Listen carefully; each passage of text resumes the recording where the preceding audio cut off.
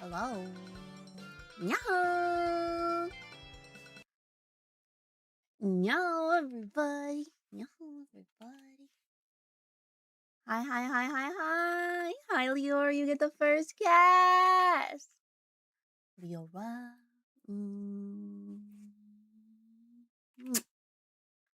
There you go. Nyaho. Nyaho, Leora. Thank you for watering the fish water in your chat. Everybody drink water before we react.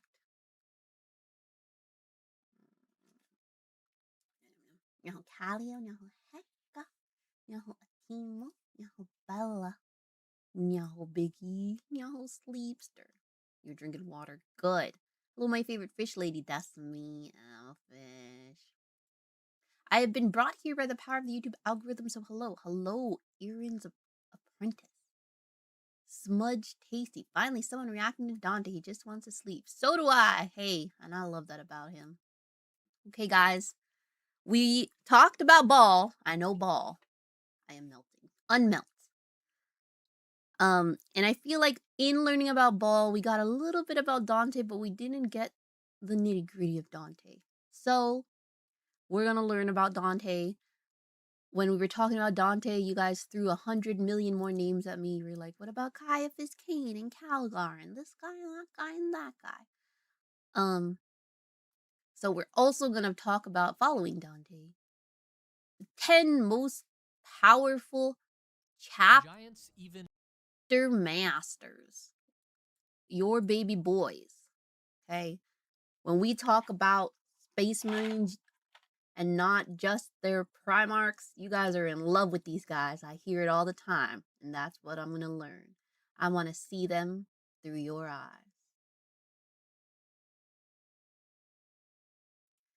Okay? So yeah. And hopefully we don't cry today. Because Baal, that was rough. That was rough. Dante best boy. We'll see who the real best boy is. All of you are saying this person's the best boy. Who is the real best? I want to find out. Finding out who Warhammer 40k's best boy is. Yo, Hayden. Let's find out together as a family. Dante is a beast, so is he the best boy or is he a beast? You guys tell me. Anyways.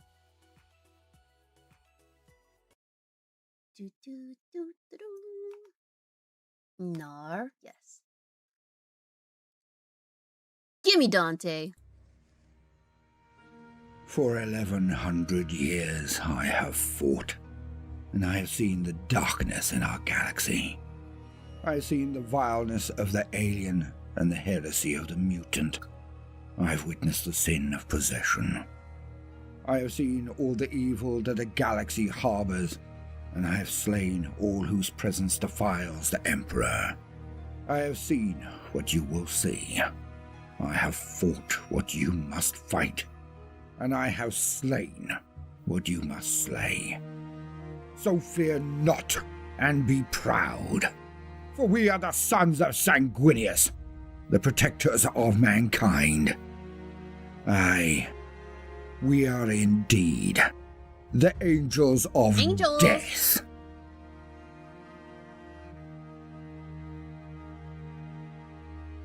The Adeptus Astartes are the blade against the most terrible creatures of the void. Molded in the noble image of their gene sires, the Primarchs, each angel of death exhibits a fragment of their noble bearing and might. And among these noble warriors, their chapter masters are the pinnacle of the pursuit to embody their example, with many revered as just swam in Tilda. Among the most legendary heroes of the Imperium.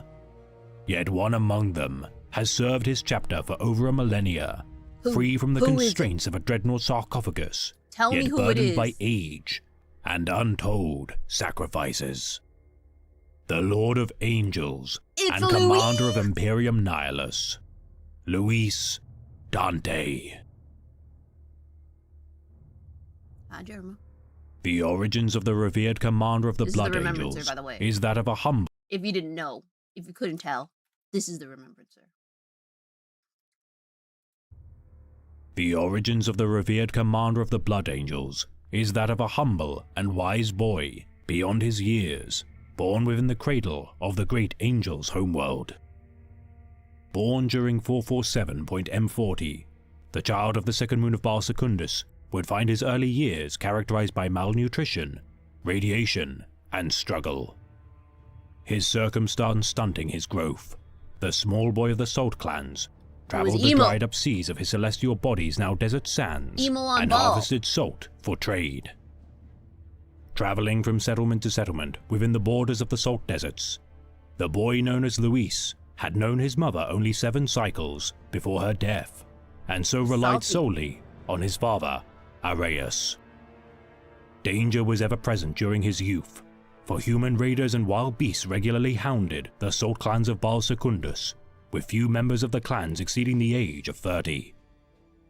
Imbued with the virtue of compassion. Once again, we never live past 30. 30 is ancient in Warhammer. Crazy work. Except Dante. You die at 29 or you live to 5 million. Hi, Germa. This is a Dante video. Luis from the start of his life had always sought to aid his peers and never wasted his potential for good. Yet among his most lofty dreams, one above all loomed large in his thoughts, the angelic host. Near deific beings to the clans of Baal Secundus, these towering figures clad in red and gold regularly recruited aspirants into their order from the stock of his people, and as such, Luis resolved to one day become an angel of death. His father forbidding him to attempt the trials of the Astartes, Areius would not allow for his last blood relative to die needlessly at the altar of glory. But Daddy, I want to be a space marine. No, son. No. And that's how that combo went. But Daddy, I love the Emperor. It's too damn bad. Undeterred by his father's wishes, Luis ventured to the cliff face of Angel's Fall in secret in order to become an aspirant of the Crimson Angels. Traversing the perilous Great Salt Wastes alone, Luis endured the immense thirst that parched his throat, and in his moment of greatest suffering was visited by a golden figure of light. The Sanguinius, ancient protector of the Blood Angels chapter, looked down upon Luis and saw within him great potential. With such an instance, the first of many which the two would share. Leading him to the mummified corpse of an unfortunate traveler who had long ago died from his own failed venture, Luis found intact water flasks which would prove crucial in sustaining his dehydrated body. Reaching the site where Oh my gosh, he had a dream of Daddy Sanguinius and he was saved? That's beautiful. I mean, he did get water from a dead guy who's been there for quite some time. But otherwise, that's beautiful. Yay! Sanguinius had first been found as a child by the natives of Baal Secundus. Within the shadow of Angel's Fall, Luis began his trials at the place of challenge. Among the 500 assembled aspirants of the blood, Dante showed no visible signs of strength, athleticism, or resilience. Boys of much taller profile looked down upon the emaciated boy among their ranks and saw only weakness in his form. Yet Dante was a short king! Oh my gosh. Within the eyes of the son of Areius, a fierce determination burned. Surviving the winnowing laid forth by the Blood Angels recruiters, Chapter Malaphael inducted Luis to serve under the charge of sanguinary priest Arazon. Yeah, let's get him. Succeeding in the trial of war, Luis led a band of his peers to victory against their rival band of aspirants. Disgusted by the bloodshed required to succeed in his trial, such empathy would serve Luis well during his trial of Horus. Refusing to slay his fellow aspirant to secure his position as a Blood Angel, his compassion proved his morals to be pure. Enduring the winnowing of weariness for 3 solar days as he remained awake from his former trials, as slumber threatened to end his vigil, the Sanguinor would once again visit Luis Dante. Back in this dream. Managing to succeed in the final test of his character, Luis declared the name to which he would be known by his kin in deference to his father's bloodline, Dante. Drinking the gene seed synthesized blood of Sanguinius, Dante underwent his year-long transformation as his body writhed in a comatose state within a sarcophagus. Oh. His body undergoing drastic physical changes as he cried out the names of fallen primarchs, fell demons and their malevolent benefactors. Dante emerged from his metamorphosis in a form alien to his senses. His sanctified sarcophagus said to have had its heavy lid lifted during his struggle. None had ever exhibited such torment and lived during the many storied observations of such aspirants' transformations. Reborn in the image of a true son of the angel, his dense muscle tissues and implanted organs had turned Luis into a weapon of the Emperor and guardian of humanity. And he grew taller. Upholding the 5 angelic graces consisting of honor, humility, mercy, restraint, and forgiveness, Dante began to uphold the creed of his chapter with his continued service. Incorporating the 5 warrior virtues of strength, savagery, abandon, rage, and detachment to mirror his nobler traits, Dante quickly ascended to the rank of Brother Sergeant as he began his service to his chapter. Promoted to the rank of Captain during 753.M40, only 6 years shy of his 3rd century of life, Dante would soon watch the most senior leaders. Only 6 years shy of his 3rd century of life. Okay, homeboy's 294. Homeboy's 294. Of his kin perish. The Callias insurrection incited rebellion against the Imperium, and so it was that the Angels of Death brought retribution to the Callias subsector. The Angels Numinous quelled the rebellion, yet in the wake of such blatant heresy committed by its populace, whilst in league with warbands of traitor space marines, the Angels Numinous were driven back.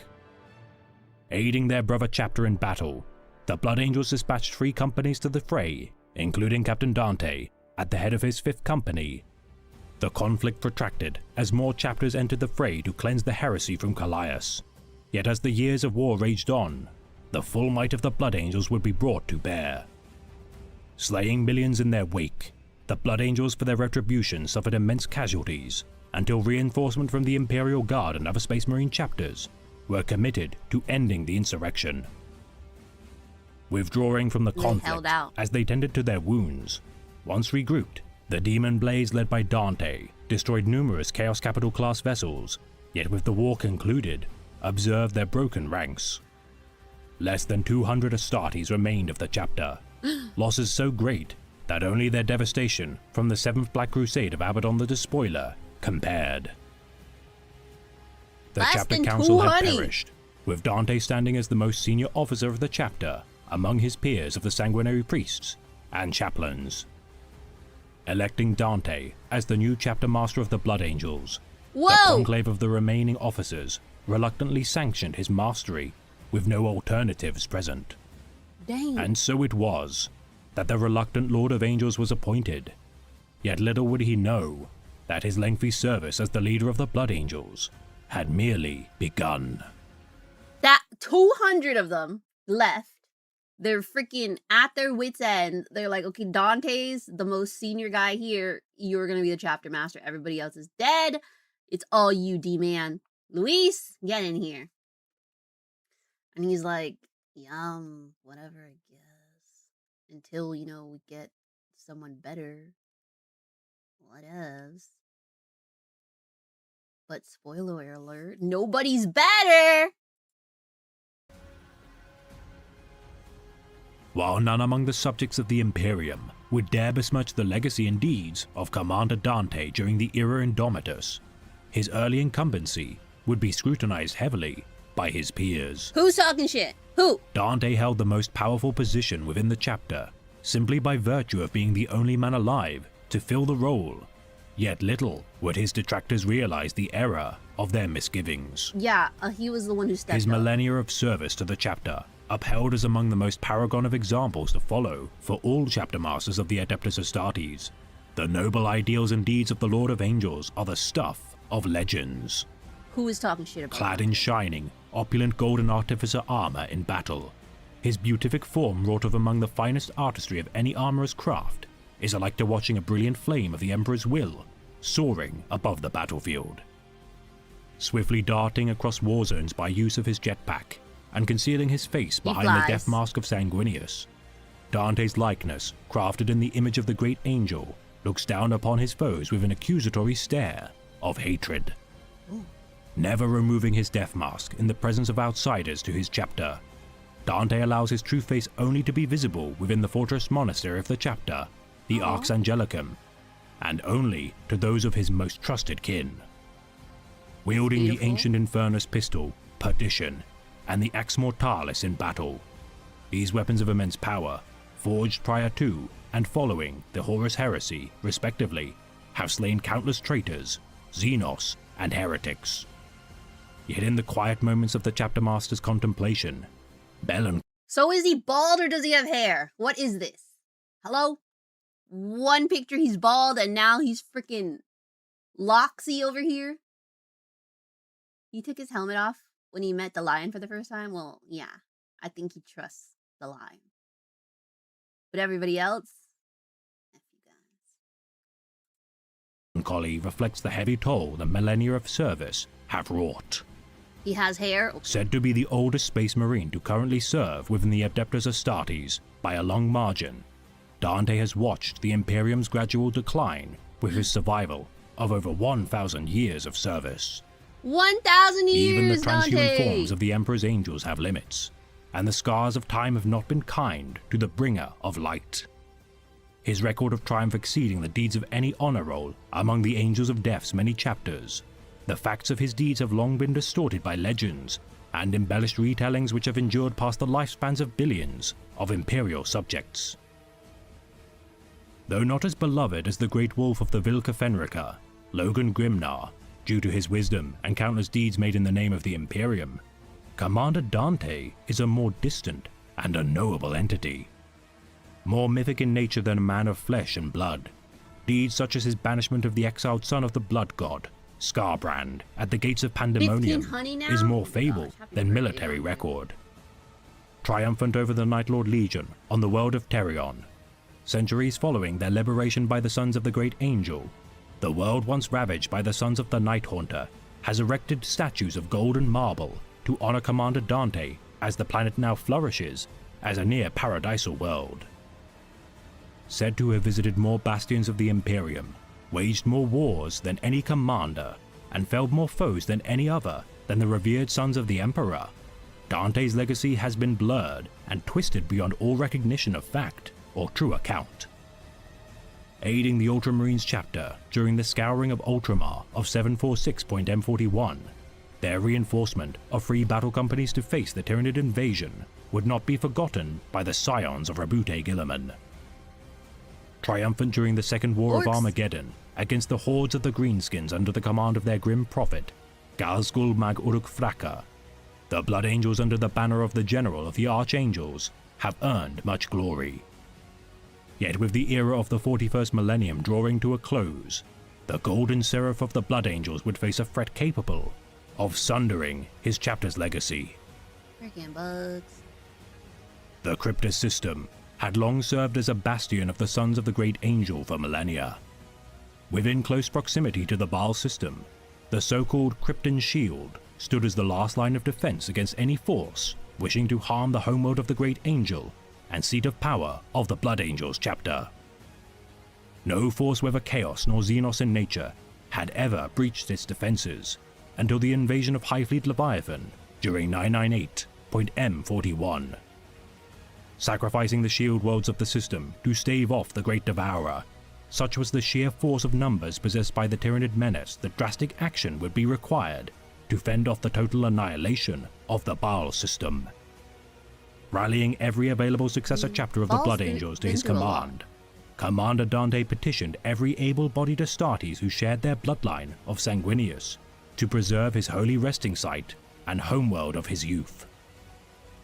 The Angels in Carmine, Angels Excelsis, Angels Glorious, Angels of Light, angels numinous, angels penitent, angels sanguine, angels vermilion, Sounds like blood church drinkers, to me. blood legion, blood swords, blood wings, brothers of Jarad, brothers of the red, burning blood, carmine blades, charnel guard, disciples of blood, exsanguinators, we flesh learned about eaters, this. flesh terrors, golden sons, You got knights like of 30 blood, of them, right? red knights, red wings, sable brotherhood, sanguine host, and scions of We couldn't get the Sanguinius, Lamenters 'cause all they were aided busy. in the defense of Baal, as a force of over 29,000 Astartes strong.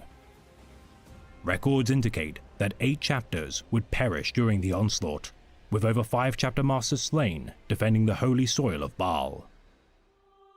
As the Tyranids consumed the biomass of the fallen and closed in on the ever-dwindling holdouts of the Blood Angels, Dante, as the head of his honor guard, sought to stem the tide of innumerable alien filth in defense of his chapter's fortress monastery. Far distant across the void of space, the Black Legion of Abaddon the Despoiler destroyed the bastion of humanity, Cadia, and with its death the Eye of Terror expanded into the Great Rift, the Cicatrix Maledictum. Adia. Demons spewed from the Immaterium, led by the Bloodthirster of Khorne, Karbanda, emboldened by the that birth of the little Great F. Rift, and bloodshed unleashed upon Baal. The galaxy was torn asunder, as soon after, at the height of the battle, Commander Dante incurred a grievous wound. Dueling a fell swarm lord, Dante's martial skill and battle experience would be diminished by his aged body, and though he would be victorious, Dante lay broken. He's only 1,000. Yet in the He's Blood not Angel's aged. hour of direst need, a beacon of hope descended from the heavens. Rebute Guilliman, Primarch of the Ultramarines and the returned avenging son of the Emperor, unleashed the fury of his vast Indomitas crusade against the Tyranids and forces of chaos. Let's freaking go. The Baal system was saved, and despite the ruination and desecration at the hands of the forces of High Fleet Leviathan, the Blood Angels endured. The Lord of Ultramar met with Commander Dante, and following his recovery from the intense siege, Dante saw to the restoration of his chapter. Yeah. Reinforced by Primaris Space Marines, bequeathed by the Avenging Sun, the Lord of Angels graciously accepted such potent warriors into the ranks of his chapter, and those of their successor Ew. kin. The blood blueberry. Yet the scars inflicted from the devastation of bloodberries. Baal had cut deep, and as Dante assumed the title of Lord Commander of the newly formed Imperium Nihilus, his wearied body began to fail. No, it didn't. He's so young. 1,500 is so young. Dante had suffered so much, yet above all, seen so many virtuous souls under his charge sacrifice themselves to preserve the legacy of his chapter. Among the ashes of the devastation of anime. Baal, Dante had seen a vision of his Primarch, Sanguinius, as the promise of peace and eternal rest called to his broken and weary body. Yet in the embrace of the great angel, the vision of his liege had ordered him to live. His duty had exceeded any warrior of the Adeptus Astartes history. He had killed millions of the servants of foul gods and malevolent Xenos. He's tired. He had staved off the extinction of his chapter time and again, aided his allies on innumerable war zones, and fought in the name of the great angel, yet Sanguinius forbade him to rest. His duty was not done. Reconciling his vision with records within the scrolls of Sanguinius, He cannot his sleep Primarch's yet. writings told of a time wherein a golden warrior stood between the Emperor of Mankind and his destruction. Perhaps this figure was the Lord of Angels, laying down his life to preserve the Master of Mankind during the Imperium's most perilous hour. Yet what good was an old man, long past his prime? His injury at the hands of the Swarm Lord had drained him of much of his diminished strength, and his chapter had suffered the greatest calamity in their history. Though in the hour of their darkest days, Lord Commander Dante had witnessed the return of a Primarch, the Lord Guilliman, and with his resurgence, a spark of hope had inspired renewed devotion in the ranks of the Astartes. The Great Rift had made the ruinous powers stronger than ever, and the splinter of High Fleet Leviathan was surely only Ew. the beginning of their continued Weird-looking bug slaughter ass. across the stars. No, Luis Dante had never beautiful. faltered in his defense of humanity. undertaking the dangerous procedure of the Look, Rubicon balls, Primaris not with the balls. arrival of the Balls, Adepts not of balls. Mars from the Indomitus Crusade. Though many within his own chapter believed his body to be too worn to endure the surgeries, Dante once again proved too stubborn to die. He said, Stronger than Dad said I'm not allowed to die, so I'm not gonna freaking die. Jeez. I'll die when Sanguinius tells me to die. Spoiler, he's not gonna tell him to do that. Ever before, and reinvigorated with purpose in the wake of the return of the Lord of Ultramar, Dante would never dare to dream that his path would cross another of the returned sons of the Emperor. During the Arcs of Omen campaign, the Blood Angels stood defiant against the resurgent traitor legion, the World Eaters, and their rabid demon Primarch, Angron. Unable to best the Lord of Red Sands in combat, the Blood Angels retreated from the fray as Dante's wounds incurred from the Champion of Khorne threatened to once again end his service. Yet once more, a stalwart legend of yore took up arms to face the darkness. After 10 millennia of slumber, Lion L. Johnson, Primarch of the Dark Angels, took to the field and slew his traitorous brother upon his former homeworld of Caliban. The planet now known as Wormwood, the Lion's great duel against Angron would be chronicled as legend among the Imperium, as he banished his fallen kin back into the roiling tides of the warp. Bye. Recovering from his battle against the Red Angel, Dante now understands the stakes of the ever-corroding galaxy. Legends of old return to the fray, and ancient horrors attempt to cast down the champions of the Imperium and dethrone its emperor. Sanguinius is gone, yet his spirit remains within the heart of Luis Dante, and with the Angel's stalwart brothers returned once more, the end of the Dark Imperium has begun in earnest. Though whether it shall end in ruination or glorious resurgence is at the hands of those that face the darkness. And Luis Dante, Lord Commander of Imperium Nihilus, shall not betray his oath to his Primarch, nor duty to humanity. Never.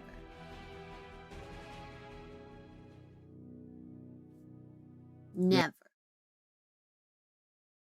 A lot of people think Sanguinius is just lingering around the warp as a ghost, probably directing the Sanguinor as well. He's just bopping around the warp, like, ooh, I am a ghost.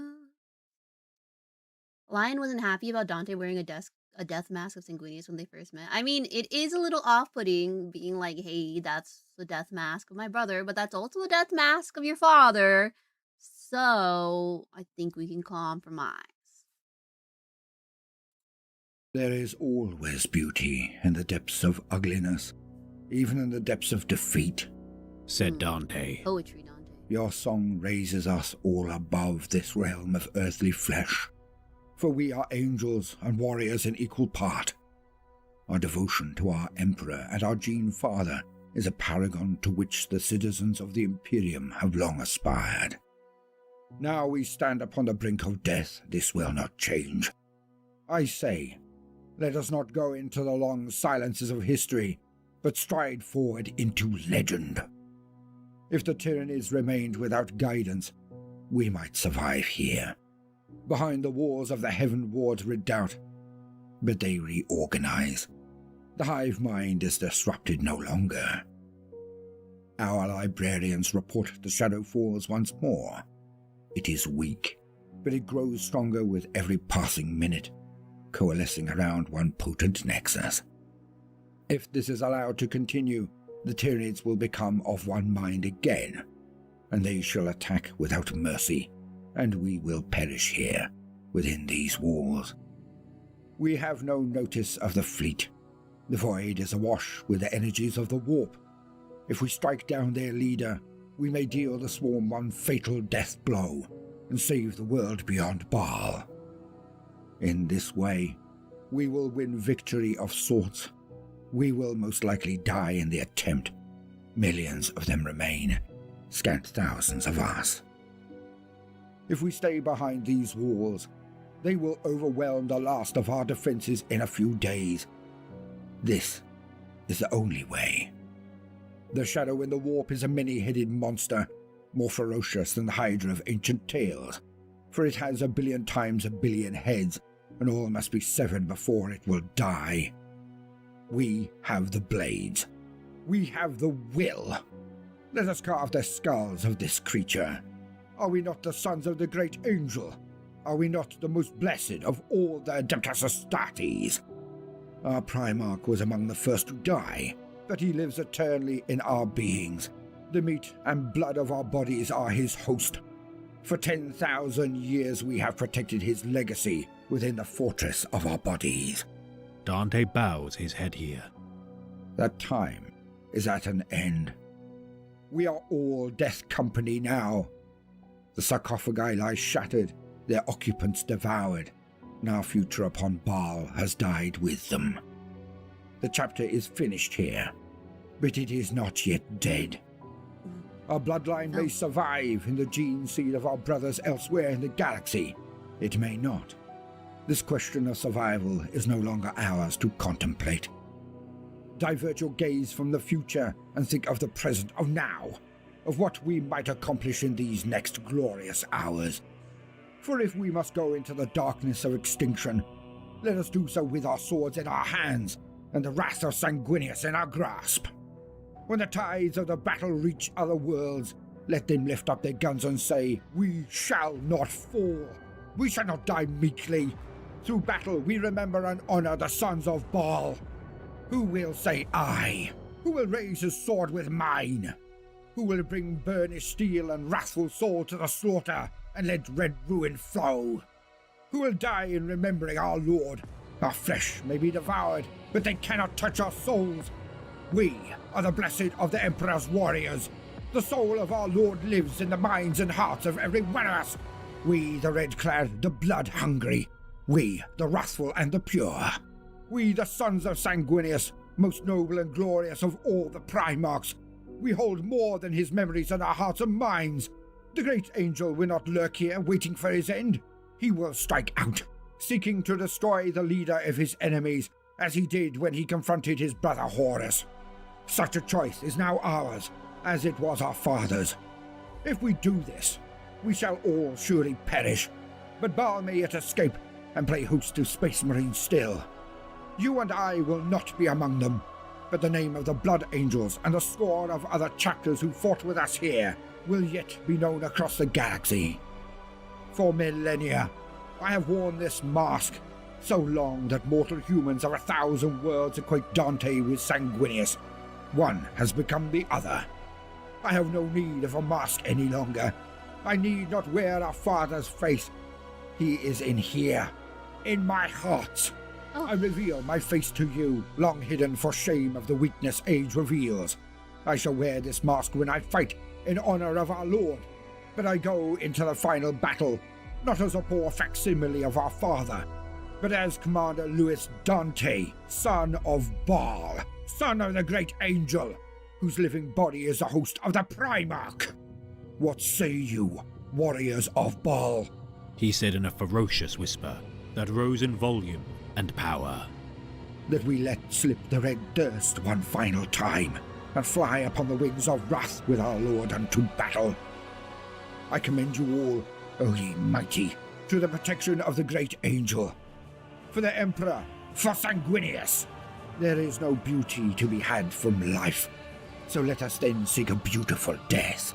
A beautiful death for the Emperor, for Sanguinius. The doomed angels shouted.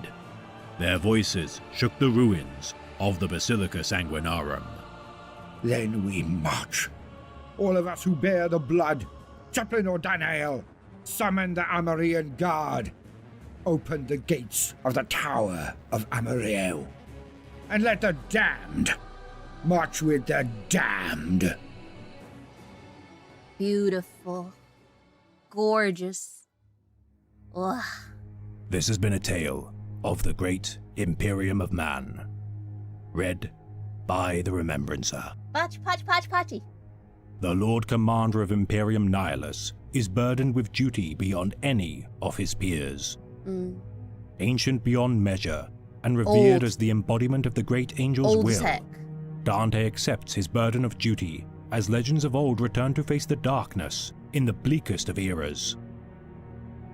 Yet no matter the devastation, No matter the rivers of blood shed in the name of the Emperor, Dante stands.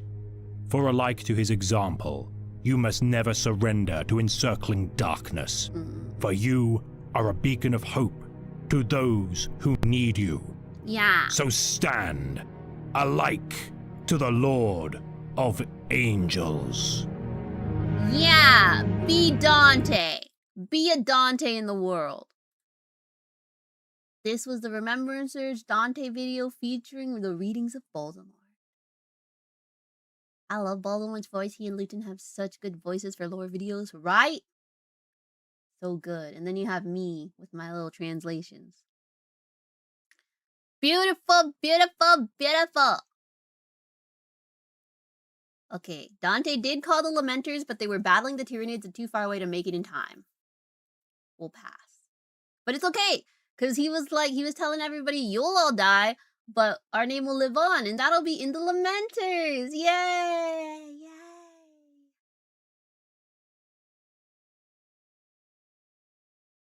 Since the Primarchs are made with warp stuff, they don't dissipate like normal souls. Ferris' soul is trapped after death and forced to watch the heresy. He even spoke to Sanguinius before he fought Horus.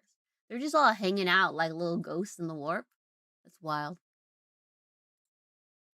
Okay. We got DQVOs. Dante meeting Guilliman. Da-da-da.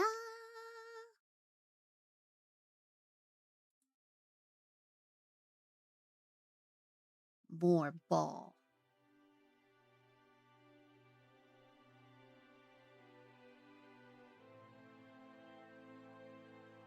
Rebute Guilliman had come to Baal. There was no mistaking it. Dante had seen the Primarch before, shut away in a stasis field in the fortress of Hera on Macragge, where he had sat a second from death for most of the Imperium's history. But here he was, alive and breathing. The Primarch's physical presence hit Dante hard. Guilliman was nobility writ large, a monument in flesh. Giant. He was overwhelming. Uh-oh. Ignoring the hurts of his healing wounds, Dante fell to his knees with a clatter and dropped his head. Can it really be true? Is it you? Do you live? The Primarch stood and set his sword aside and came down the steps. Get up, Dante, said Guilliman gently. I will not accept displays of humility from a man like you. Ooh. You are one of the few in this era who have earned the right to speak to me on equal terms. Rise, now. Dante grunted with pain as he attempted to get to his feet. Guilliman grasped Dante's pauldrons and bodily hauled the chapter master up. Oh my! Forgive the Yeeted him indignity, up. Guilliman said. I see that you are hurt. Dante nodded humbly. Never kneel before me again. I will have you stand with me as a mark of respect. I will order you not to, if I must. I would rather our relationship not function on those terms. I have no time for deference. There is much to do. Though if your pains are great, you may of course sit, he said with the ghost of a smile. Is this a dream of a vision? Neither. I live. I have returned to save the Imperium, said Guilliman. So casual. Forgive me, my lord. Dante has to step back to look him in the eye. I failed. I called all the chapters of the blood, and lost them all, to save Baal. The Arx Angelicum is in ruins. Thousands of Space Marines are dead, and Baal is devastated. Forgive, said Guilliman.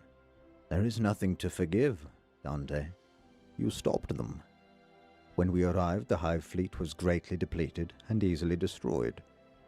As we speak, the Indomitus Crusade is scouring the system of the last remnants of the Tyranids. You have achieved what few others have, and destroyed a major hive fleet tendril. I would congratulate you, but there is nothing I can say that encompasses the scale of what you have achieved. Guilliman put a hand on Dante's shoulder. You have saved Baal from the hive mind, Commander Dante, and with it, the greater part of this segmentum. At that, Dante wept freely. I am sorry. I am sorry, he said. I almost lost everything. Please forgive me. There is nothing to forgive. Dante did not hear. Overwhelmed by his hurts and the luminous presence of a living Primarch, he collapsed to the ground. Oh, Dante, baby. When Guilliman, like when he first recognizes Guilliman and he's like overwhelmed and he's like falling to his knees, he's like, oh my gosh, a Primarch. I can only imagine that he has probably some kind of mixed feelings of, but I thought he was dead and he came back. What if Sanguinius comes back? But then also being like, nah, that can't happen. That can't happen. But hey, it's okay. It's okay that, you know, that Sanguinius can't come back. But it's also cool that Guilliman came back. You know, like those thoughts. He was like, oh, it is possible, like a little bit of hope, but being like, let's not get too crazy. Let's just sit in the stupor and awe of seeing a Primarch and seeing Guilliman and, you know, being alive to do that. And then obviously Humble King over here is like, I'm sorry, I effed it. And he was like, you didn't F it. You didn't F it. You're good. You're G.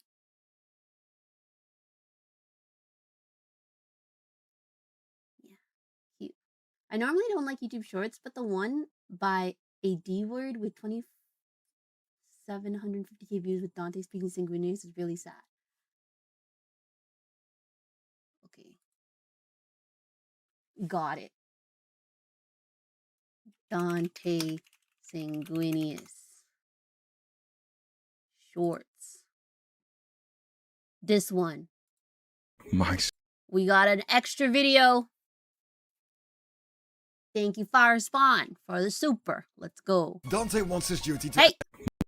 My son, my greatest son, you have suffered greatly for mankind's sake. You have won your race 1,000 times. Rarely has one man given so much. Luis of Baal Secundus, you've been a light in dark times. I would give you any reward. I would take you to my side. I would free you from your strife. I would release you from your pain. Yes, please. I have served for so long. Grant me freedom of death. I cannot.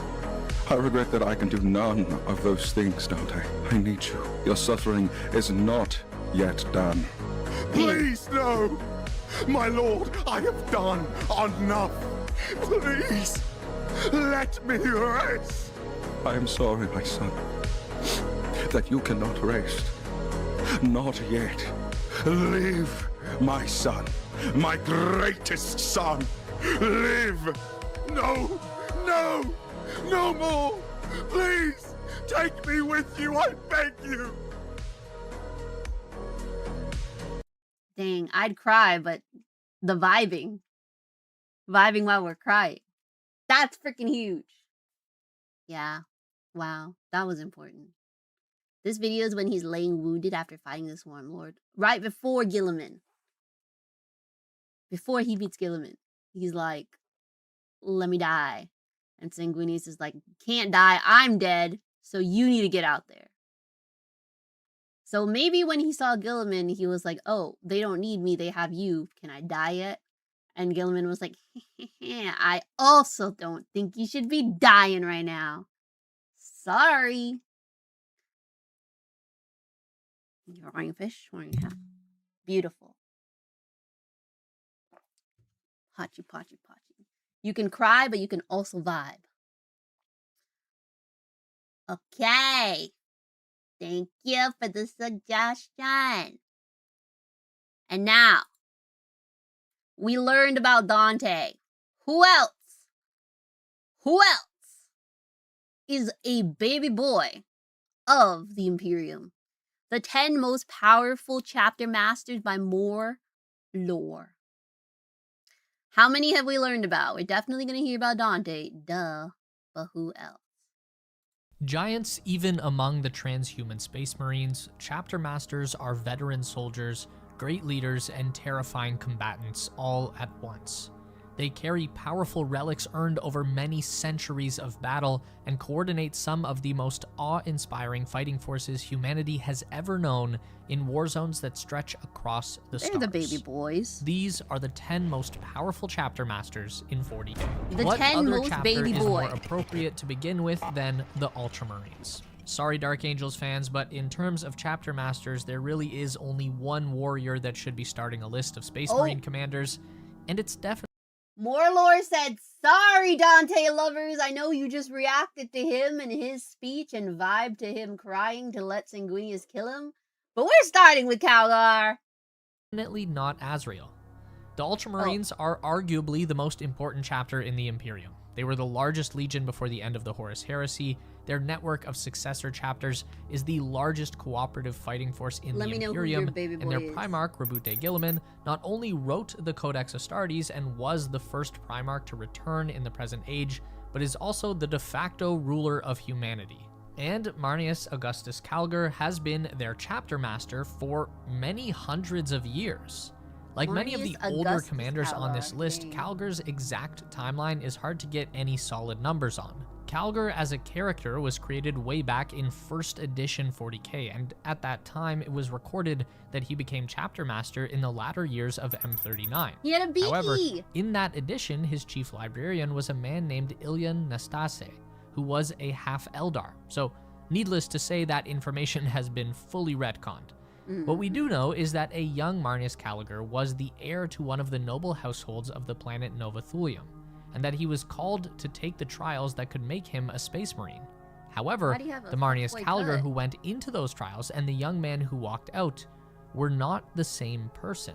Calgar had a good friend, a serf by the name of Tacitan, and the two were inseparable, even training under the same teachers together to prepare for the Ultramarine trials.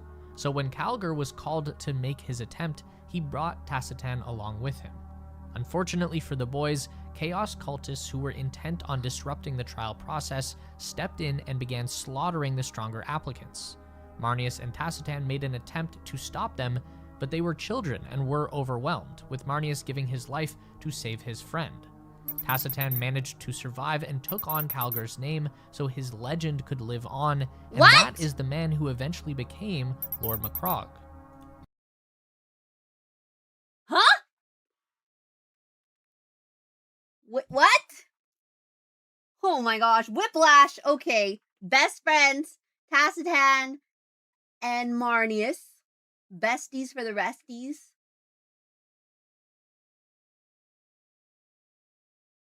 Oh my goodness.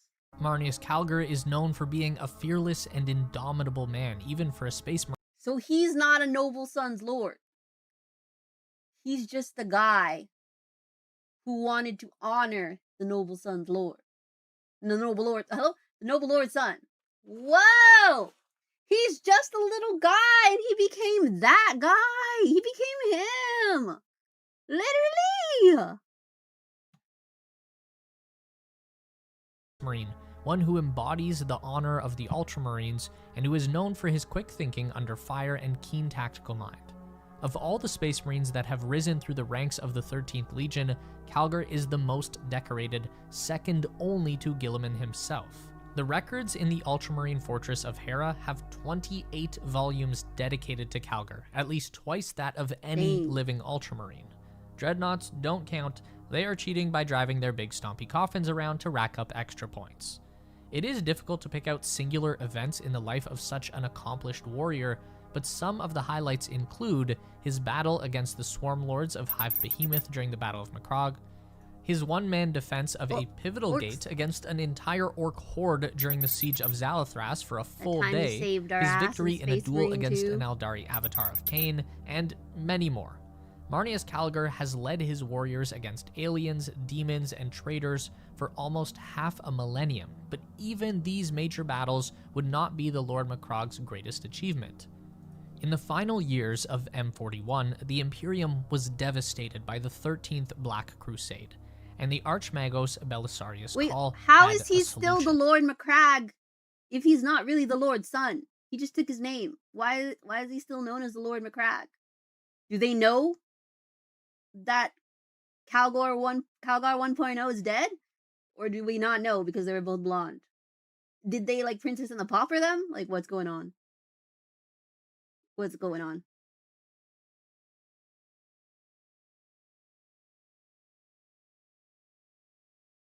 He's got this OG Terminator armor back now? Oh. He and his Eldari allies revived the Ultramarines Primarch Rabute Guilliman and unleashed Khal's Primaris Marines to help fight the tide of chaos. These developments shocked the traditionalist Imperium, and while the Ultra's chapter master is Lord of Macragh, it's a title. Okay.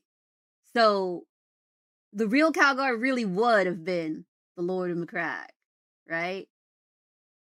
Oh no, he would have been a Lord of Nova Scotia. Okay, heard. I'm back on track. Lord of Nova Scotia died. Now he's a Lord of Macragh, but not really him. Okay, continue. The Ultramarines had trust in their gene father, other Astartes did not have that same bond. But Calgar knew that he was well respected by the other chapter masters that he had fought beside for hundreds of years, and so he volunteered to be the first of the firstborn Astartes to attempt the dangerous new surgery that they came to call the Rubicon Primaris. I don't like that. The gamble worked, although Wait, he was Calgar the first died on the Primaris? operating table before being revived, and a newly reborn Primaris Calgar took control of his chapter once again, becoming a shining beacon for acceptance of the new Primaris recruits, and so was a large part of why they were so readily accepted by the otherwise paranoid Space Marines. Even though some of his war gear changed after that harrowing surgery, Calgar's most recognizable piece of gear is still the legendary Gauntlets of Ultramar. This set of power fists were reclaimed by the Ultramarine Primarch himself after defeating a Chaos Champion and have powerful bolters attached to each fist. He also now wears a suit of Mark X Gravis armor reinforced with a relic iron halo which projects a powerful energy shield. Tacitan is no more, but he has kept the oath he made and has ensured that the name of Marneus Augustus Calgar will never be forgotten. Oh, he was the first retro Primaris. Heard. Got it. Our introduction of Marneus Calgar, it was genuinely difficult Dante! to decide whether he should be the first Astartes leader on our list or the venerable Commander Dante, chapter master of the Blood Angels. Luis Dante is frankly a legend. He is the oldest living Astartes, again dreadnoughts don't count, and master of a chapter with an illustrious history and a dark curse. He has weathered more than any Space Marine should and continues leading his warriors despite being more tired of life with each passing day. Dante was born in 447 M40. That's right, he's over 1,600 years old at the time of recording this and has served just about 1,400 of those years as the Lord of the Blood Angels. Like we said, he's very old, maybe even older than any Astartes was intended to live naturally. Despite that, however, Dante is still a fearsome combatant, both as a tactician and as a warrior. So he's super old, but Calgar was the first retro Primaris? So Dante became a Primaris after Calgar?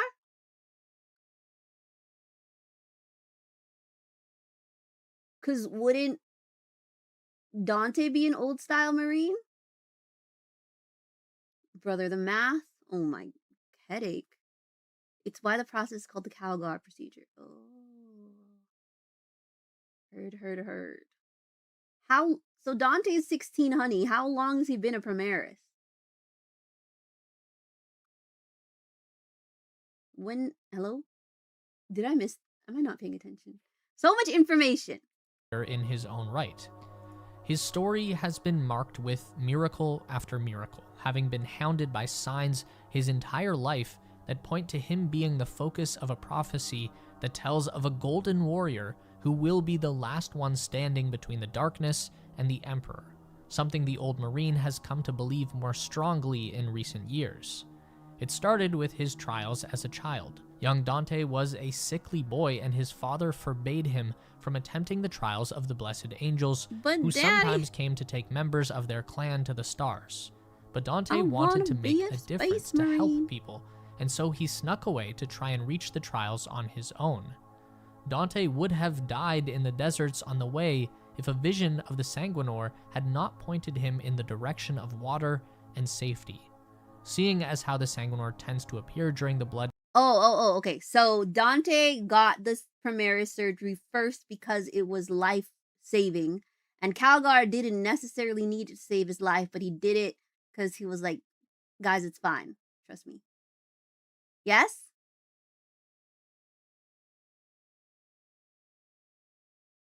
Got it. So technically,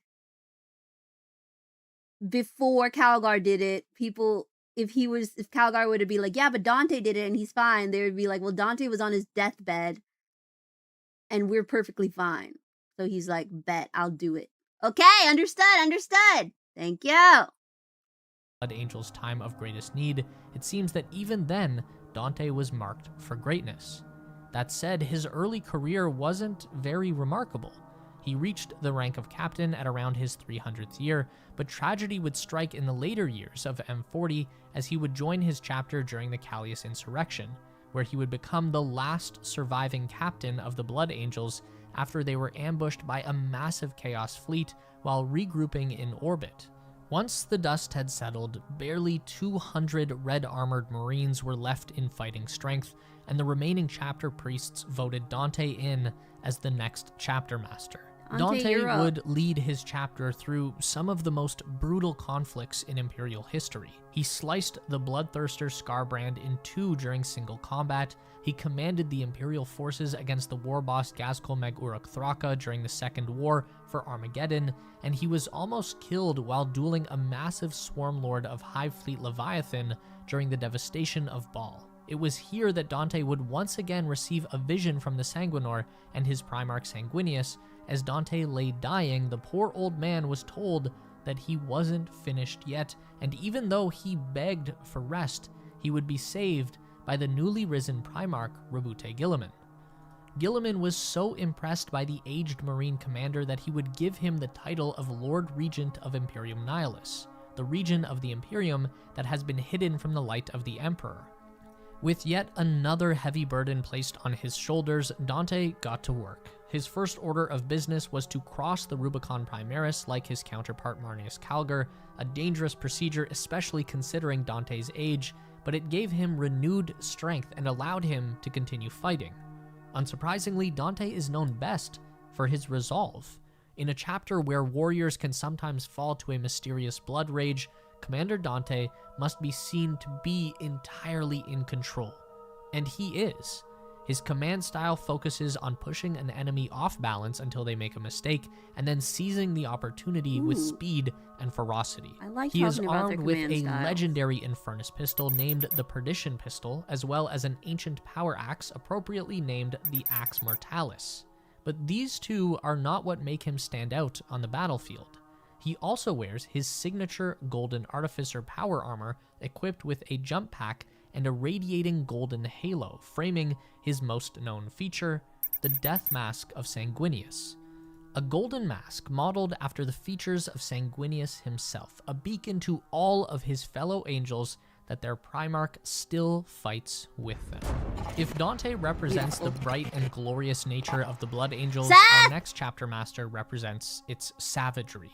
Gabriel Seth is the master of the Flesh Terrors, a second founding successor chapter of the Blood Angels with a particular focus, or rather a particular burden.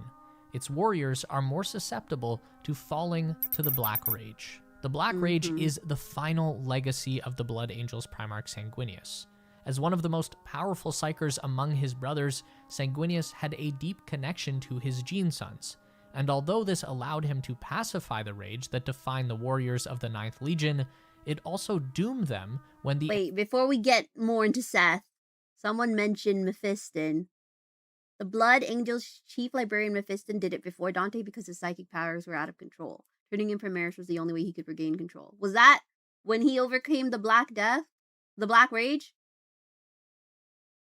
He overcame it and then he got Primaris surgery? Mephiston? He's like dead though, right? Rip.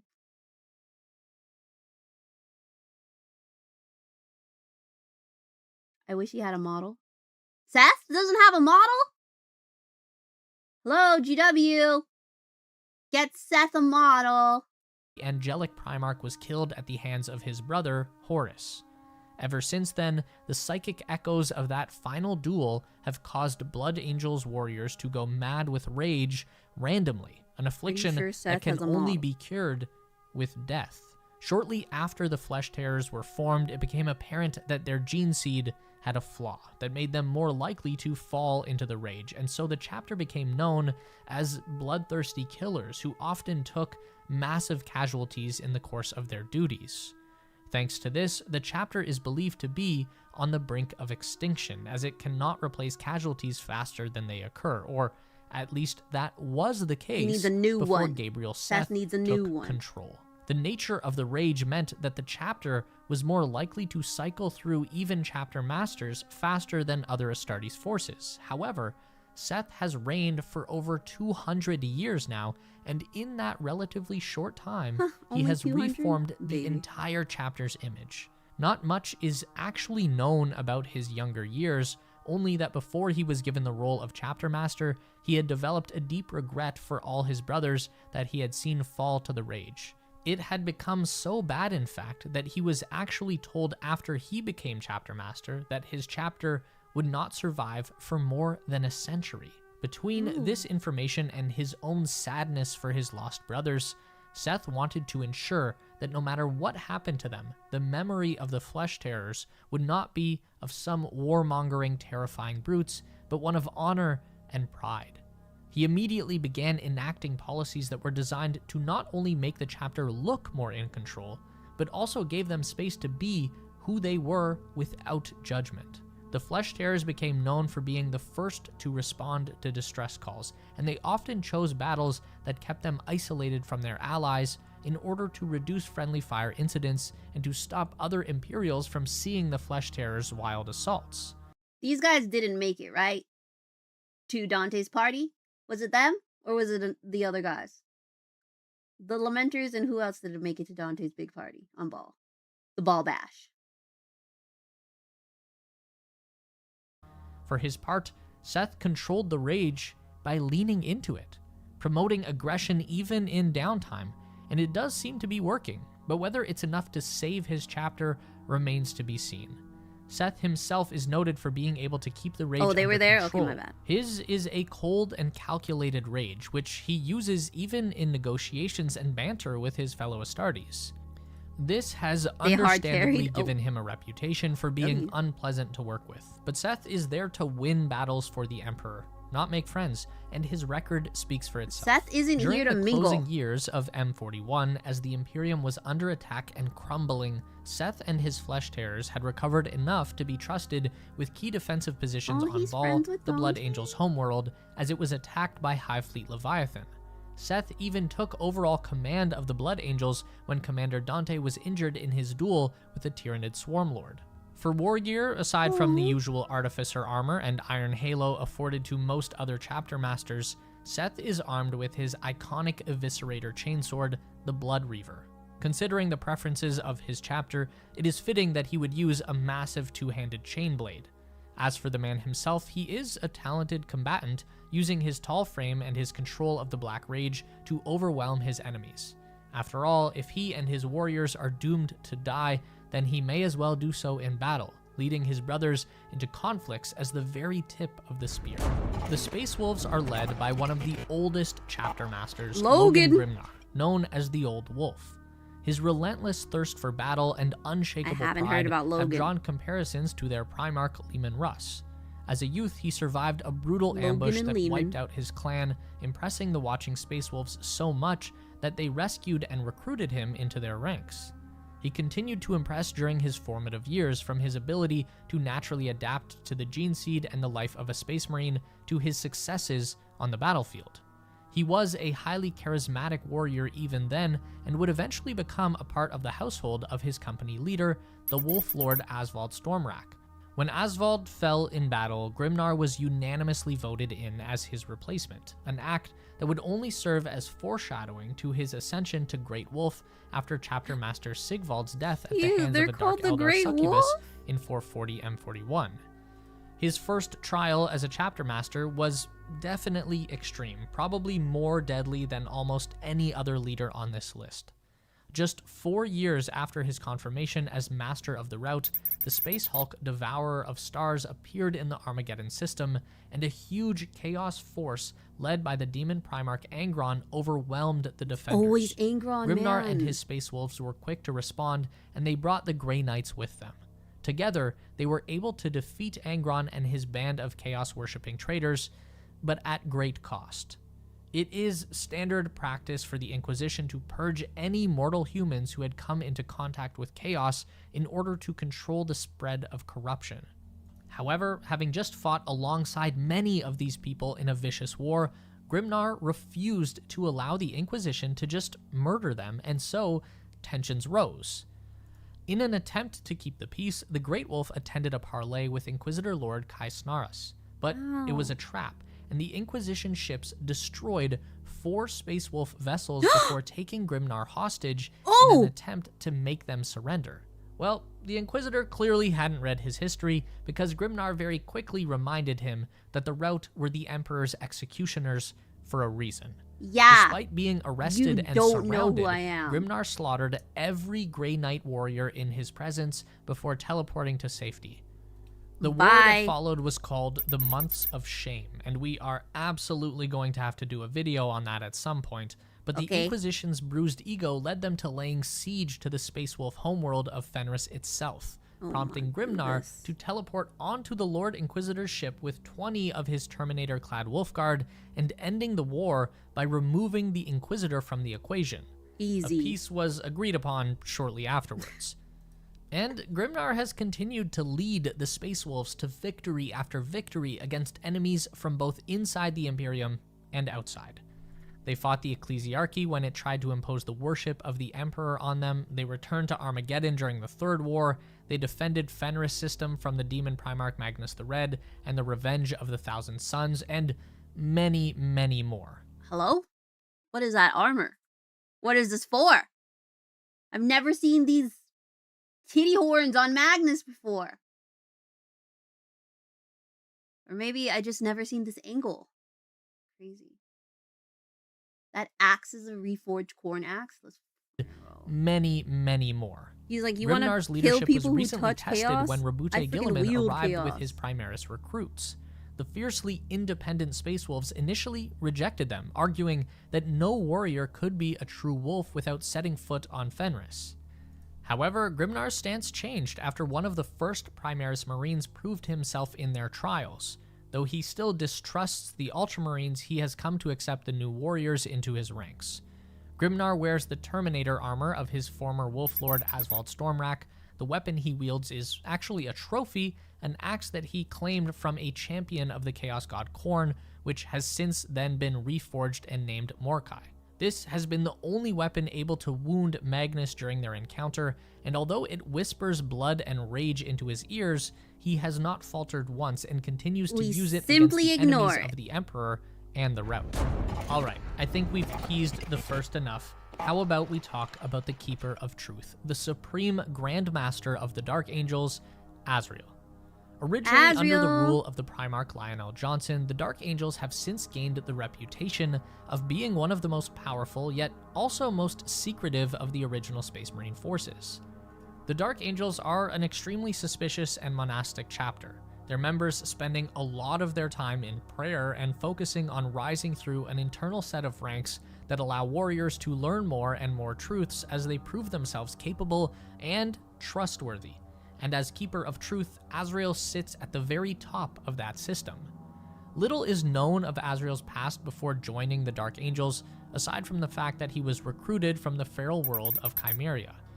From here, he disappears from the records for a couple decades, and then reappears as a member of the Deathwing, the chapter's first company veterans.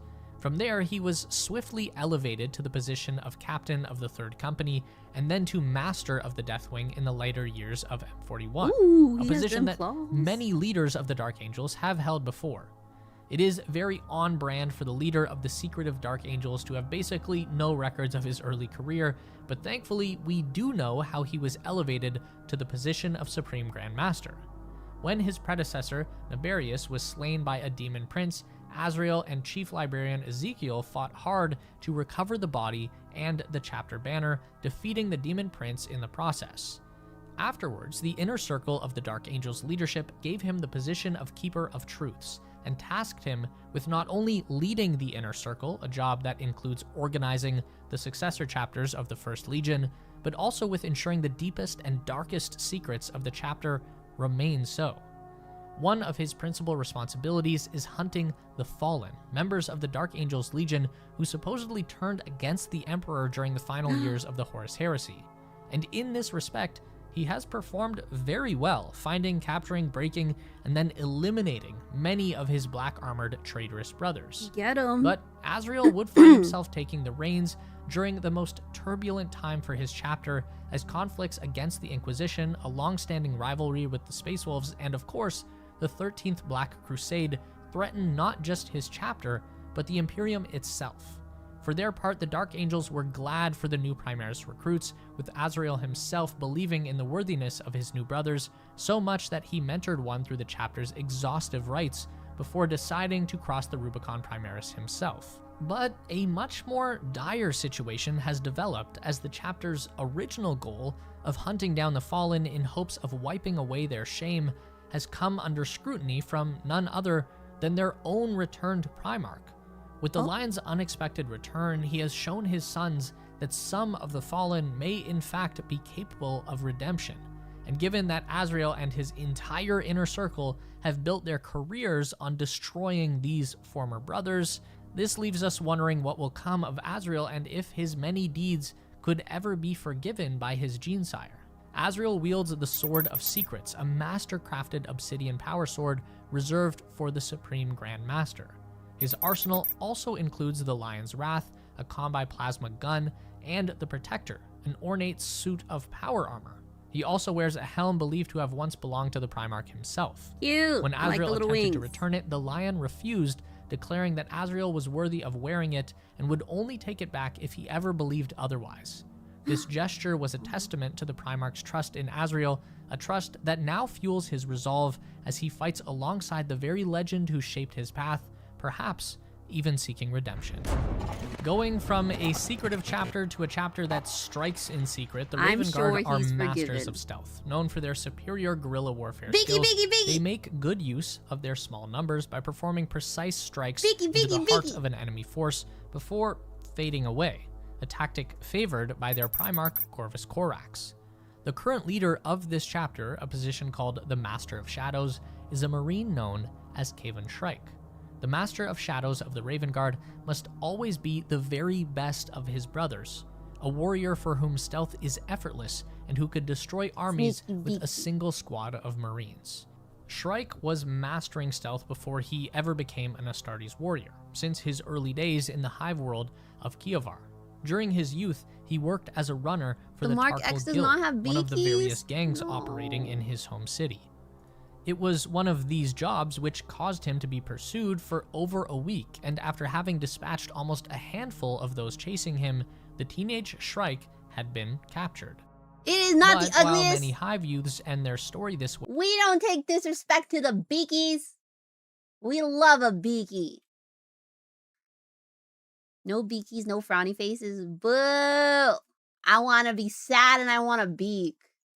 Shrike endured the torture, chose his moment, and escaped, killing most of the rival gang who had caught him.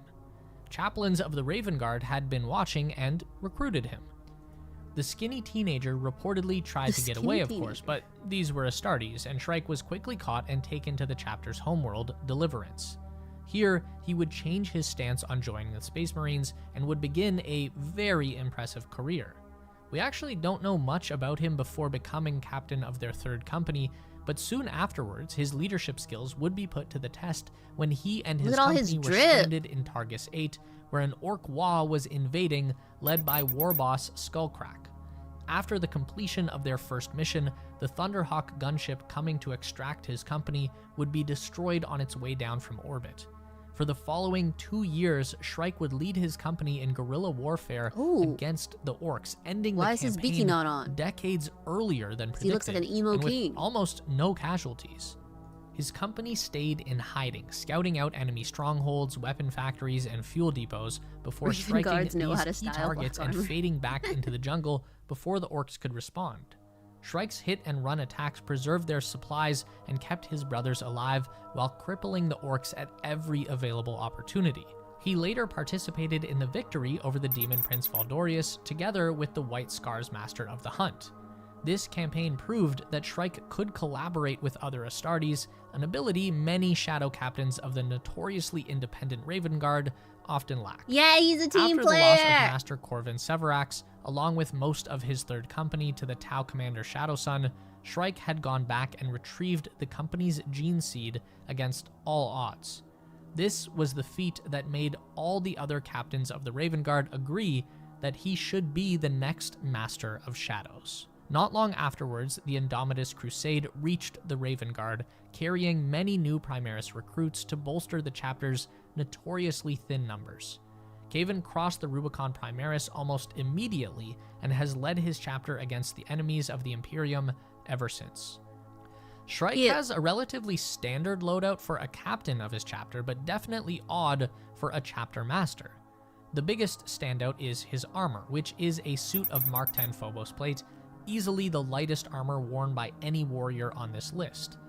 To aid in mobility, he also has a jump pack and an artificer bolt pistol, which had been named Blackout. However, Shrike does make use of one chapter relic, the Raven's Talons. This pair of unbreakable lightning claws are said to have been originally made for their Primarch and are supposedly able to cut through any type of armor that might come between him and his prey. Even though he is trusted by his chapter and holds the title of Master of Shadows, Shrike sees himself as a simple captain, and has decided that should someone else more deserving show themselves, he will abdicate the role to them. Until then, he will lead his chapter and ensure that every enemy of the Imperium has a reason to fear the shadows. The leaders of the Imperial Fists have never sought the spotlight among Space Marine commanders, but their successor chapters tell a very different story. The Black Templars were founded by Dorn's first captain Sigismund, the man who had also been the first ever Emperor's champion. It was during this founding that he swore to never rest against the enemies of mankind, and inadvertently ensured that his chapter would forever hunt against these enemies, forming the eternal crusade that would last from the time of the heresy right up to the present day. This practice is heavily enforced by the current chapter master, High Marshal Helbrecht. Helbrecht's destiny as a great protector of the Imperium was foretold by the Doomscryers, psychers who work with the Custodes to identify key figures in humanity's future.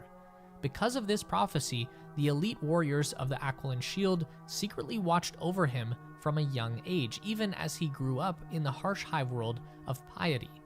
Even in a chapter known for their violence and zealotry, Helbrecht was marked for both. His skill and fervor landing him a place in the heroic Sword Brethren after he dispatched a vampire.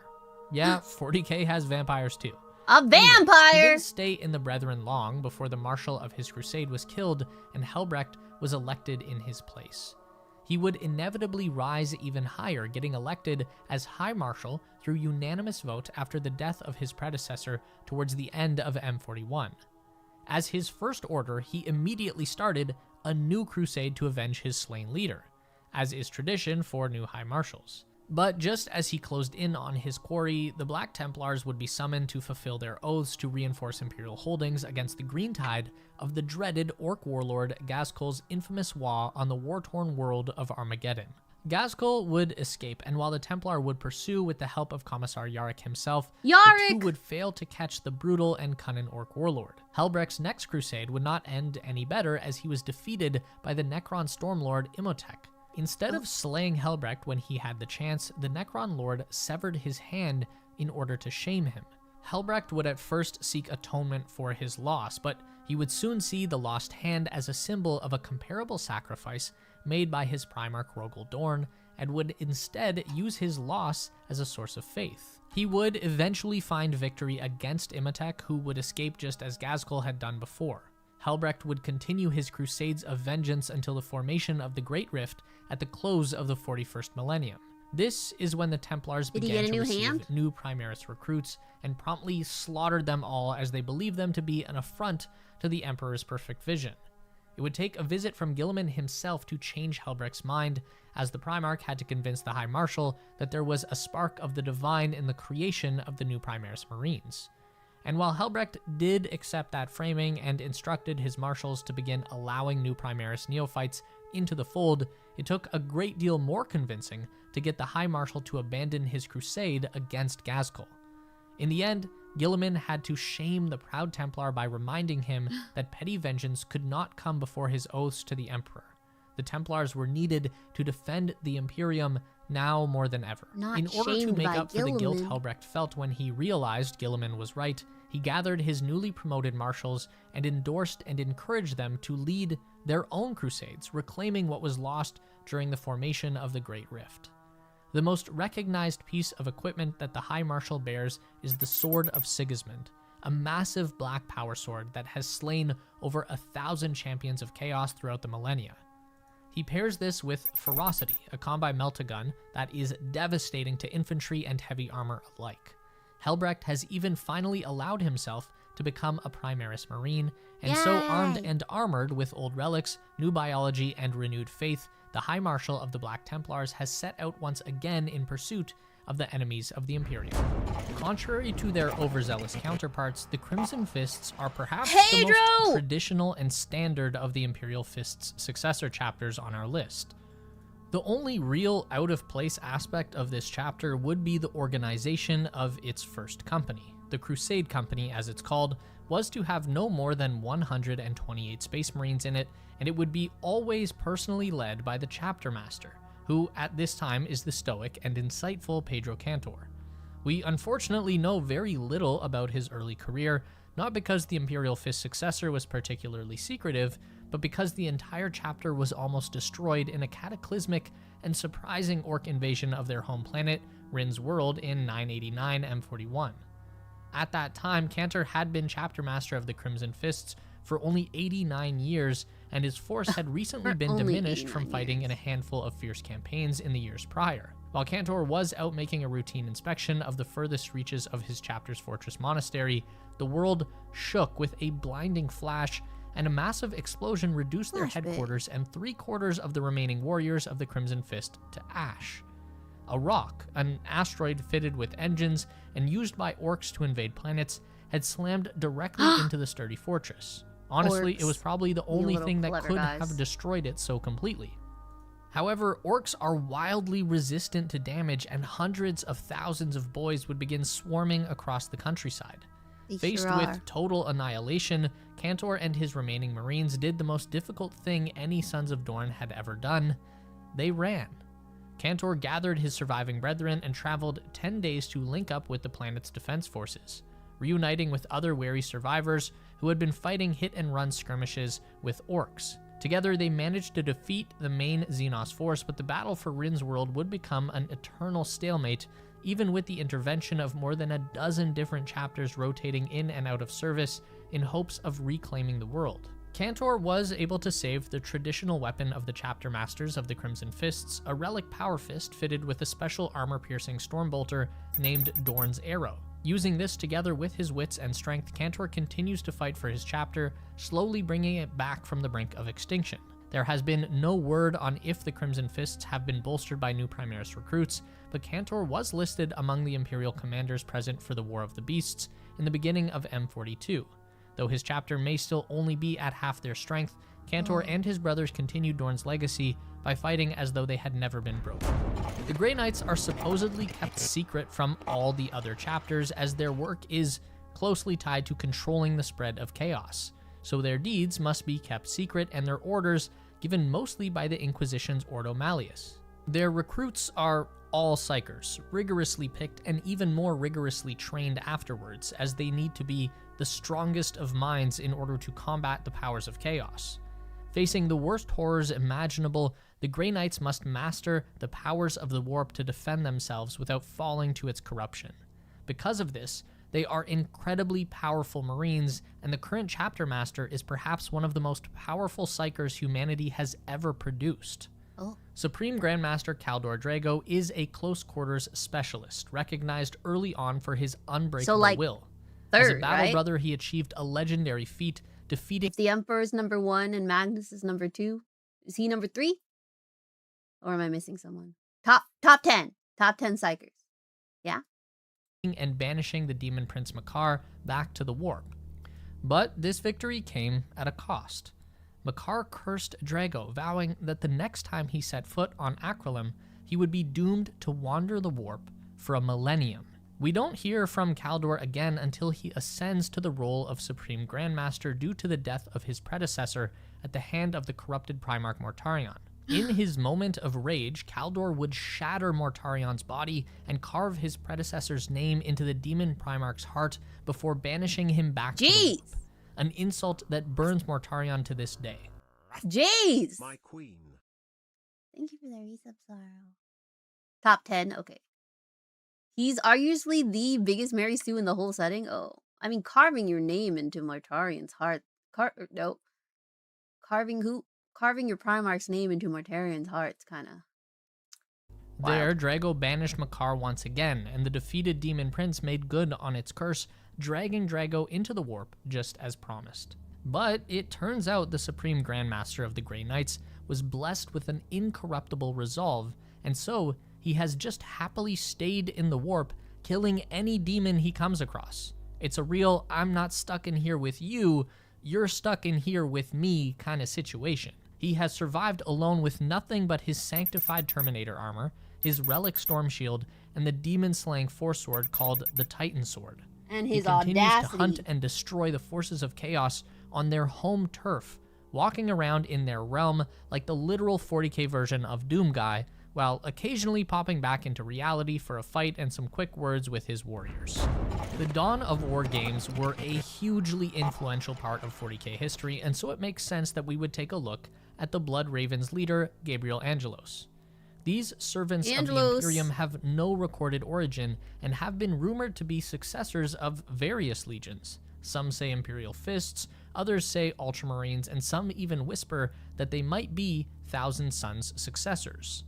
Due to a lack of evidence, the chapter sees the Emperor as its direct overseer. The only other figure that they respect is known as the Great Father of the Blood Ravens, Azariah Vidya, who has become an almost mythological figure in their already short history. They are a librarian-filled chapter focused on the prediction of enemy movements, always trying to outmaneuver and outplay their enemies before delivering a killing blow. Gabriel Angelos is not a psyker, but he would nonetheless become one of the most important members of the Blood Ravens over the course of his long career. Born on Cyrene, like the vast majority of Blood Ravens recruits, Angelos was already a strong leader before he ever took the blood trials that marked him as a suitable candidate for the Astartes program, along with his good friend Isidore Achios. Over time, they would both secure their place in the Blood Ravens, Isidore as a librarian and Gabriel as a captain of the Third What Company. is this? What is this? What is this? What am I looking at? Is this on the GameCube? What is happening? What is this? Hello? In the Blood Ravens, Isidore as a librarian, and Gabriel as a captain of the Third Company. When Gabriel returned... What's that? Should we play it? What's that and how can I play it on stream? Dawn of War 1. How are we playing that on stream, boys? to Cyrene to oversee the trials of new recruits, he uncovered a Plug shocking my truth. GameCube in. A rebellion was brewing, and one of its leaders was his own father, a former Imperial Guardsman. Not his father. Faced with an impossible choice, Gabriel executed his father and aided the Grey Knights in purging the planet. But this was only the beginning of his sacrifices. Time and again, Gabriel chose his duty to the Emperor over personal bonds, enduring devastating losses. During the Tartarus campaign at the end of M41, his They're so cute. closest companion Isidore fell to chaos. In a brutal duel, Gabriel was forced to strike down his old friend before so relentlessly small. hunting down the sorcerer responsible for his corruption. Gabriel would be successful, but he would also ignore the warnings of an Eldari Farseer named Macha, and would destroy a powerful chaos artifact, unleashing a demon stored inside. He would then uncover the corruption of the Blood Ravens chapter master and chief librarian Azariah Kyrus and vow to bring his heresy to light. Of course, Kyrus had outmaneuvered Angelos and declared him and his closest warriors traitors to the Imperium. This kicked off a 10-year civil war, igniting the Aurelian sector as Orcs, Tyranids, Eldari, Necrons, Tau, and Chaos fought various Imperial forces. Oh my gosh, everybody was the there. place was a mess. During this time, Captain Diomedes of the Blood Ravens decided to investigate the claims of Angelos in order to save the subsector from complete exterminatus, and uncovered the truth of Kyrus' deception. Desperate to ascend before being killed, Kyrus fled to the blasted remains of Cyrene, where he was confronted by loyalist Blood Raven forces commanded by Diomedes and a returned Gabriel Angelos. The two commanders working together were able to dispatch Kyrus before he could become a demon prince, and while Angelos was nearly killed, losing an eye and 2 legs in the fight, he recovered with a set of powerful bionics and was voted in as the new chapter master of the Blood Ravens shortly afterwards. The Blood Ravens were still reeling from their civil war when the Great Rift opened up right through their sector, destroying any hope of getting a new batch of recruits. The most recent records say that the chapter is still active, though they have not yet received word of the existence of the new Primaris Marines, and are presumably still fending off mass demonic incursions across the Aurelian sector. Luckily, Chapter Master Angelos was given the Demon Hammer Godsplitter by the Grey Knights back during his first purge of Cyrene, a weapon very well suited to destroying demons. He also typically wears a suit of Relic Terminator armor, as his preferred place in the battle line is right in the thick of the fighting. Angelos is a symbol of what all Space Marines aspire to be. They should really make a game with him in it or something. Like we said, this was hardly an exhaustive list, and in fact, we would love to cover not just more Chapter Masters, but other Space Marine heroes of other ranks. Was there a Chapter Master we missed here? Let us know in the comments, and as always, don't... Okay, who's your favorite chapter master? Who do we got? We got Tacitan, who's actually Calgar. We got Dante. Oh, frick, I forgot the rest of them. 40k Doom guy is crazy.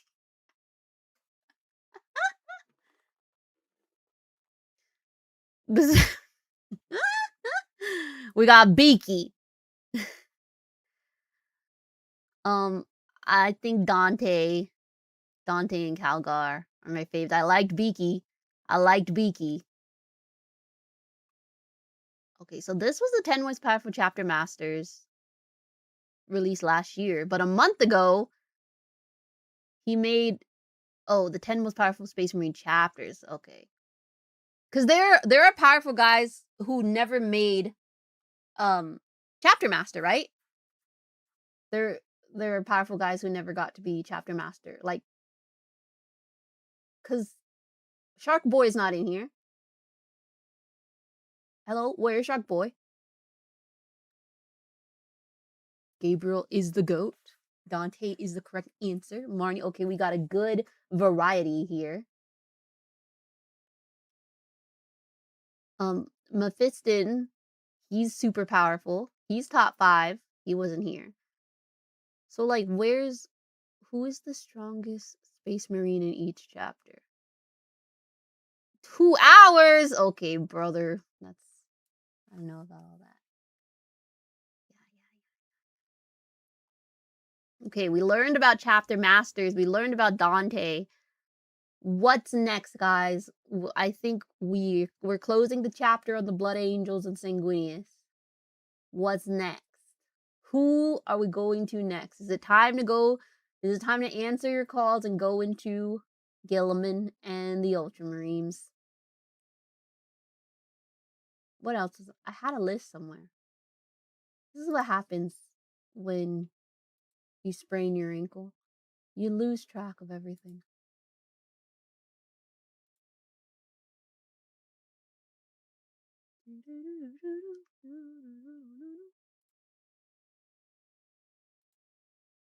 We're going to go into other Primarchs.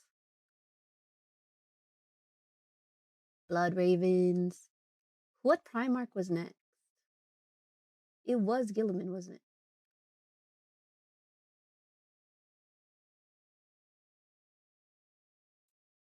Wasn't it? Yeah. Okay. You know what? I'll put the poll back up. Did you look at Mephiston? We haven't watched a Mephiston video yet, but when we were watching the Dante stuff, everyone was talking about Mephiston.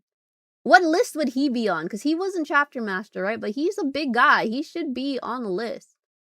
He should be on a list.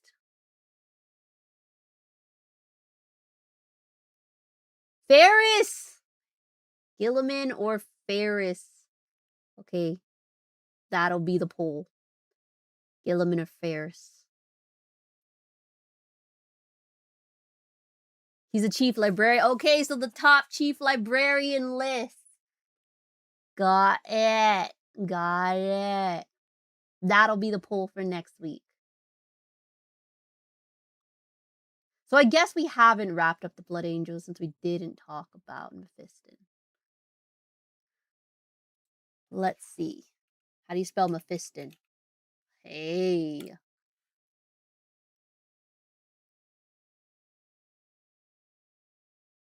The Lord of Death explained by an Australian. That's freaking crazy.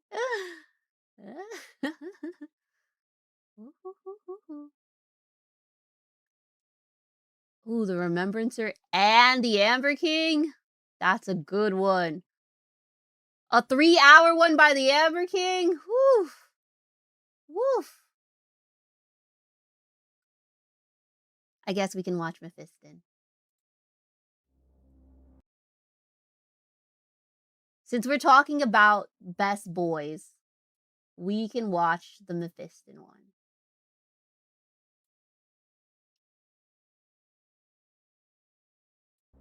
I once was Callisterius. He has been dead for many years. I stand in his place, with death in my right hand, darkness in my left. And I would know who this is, who bears the name Mephiston.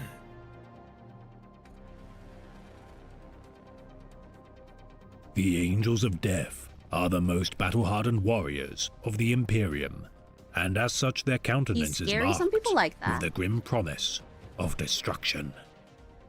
Many have been attributed titles of glory, valor, and even foreboding, yet one above all is synonymous with the ruination of his foes.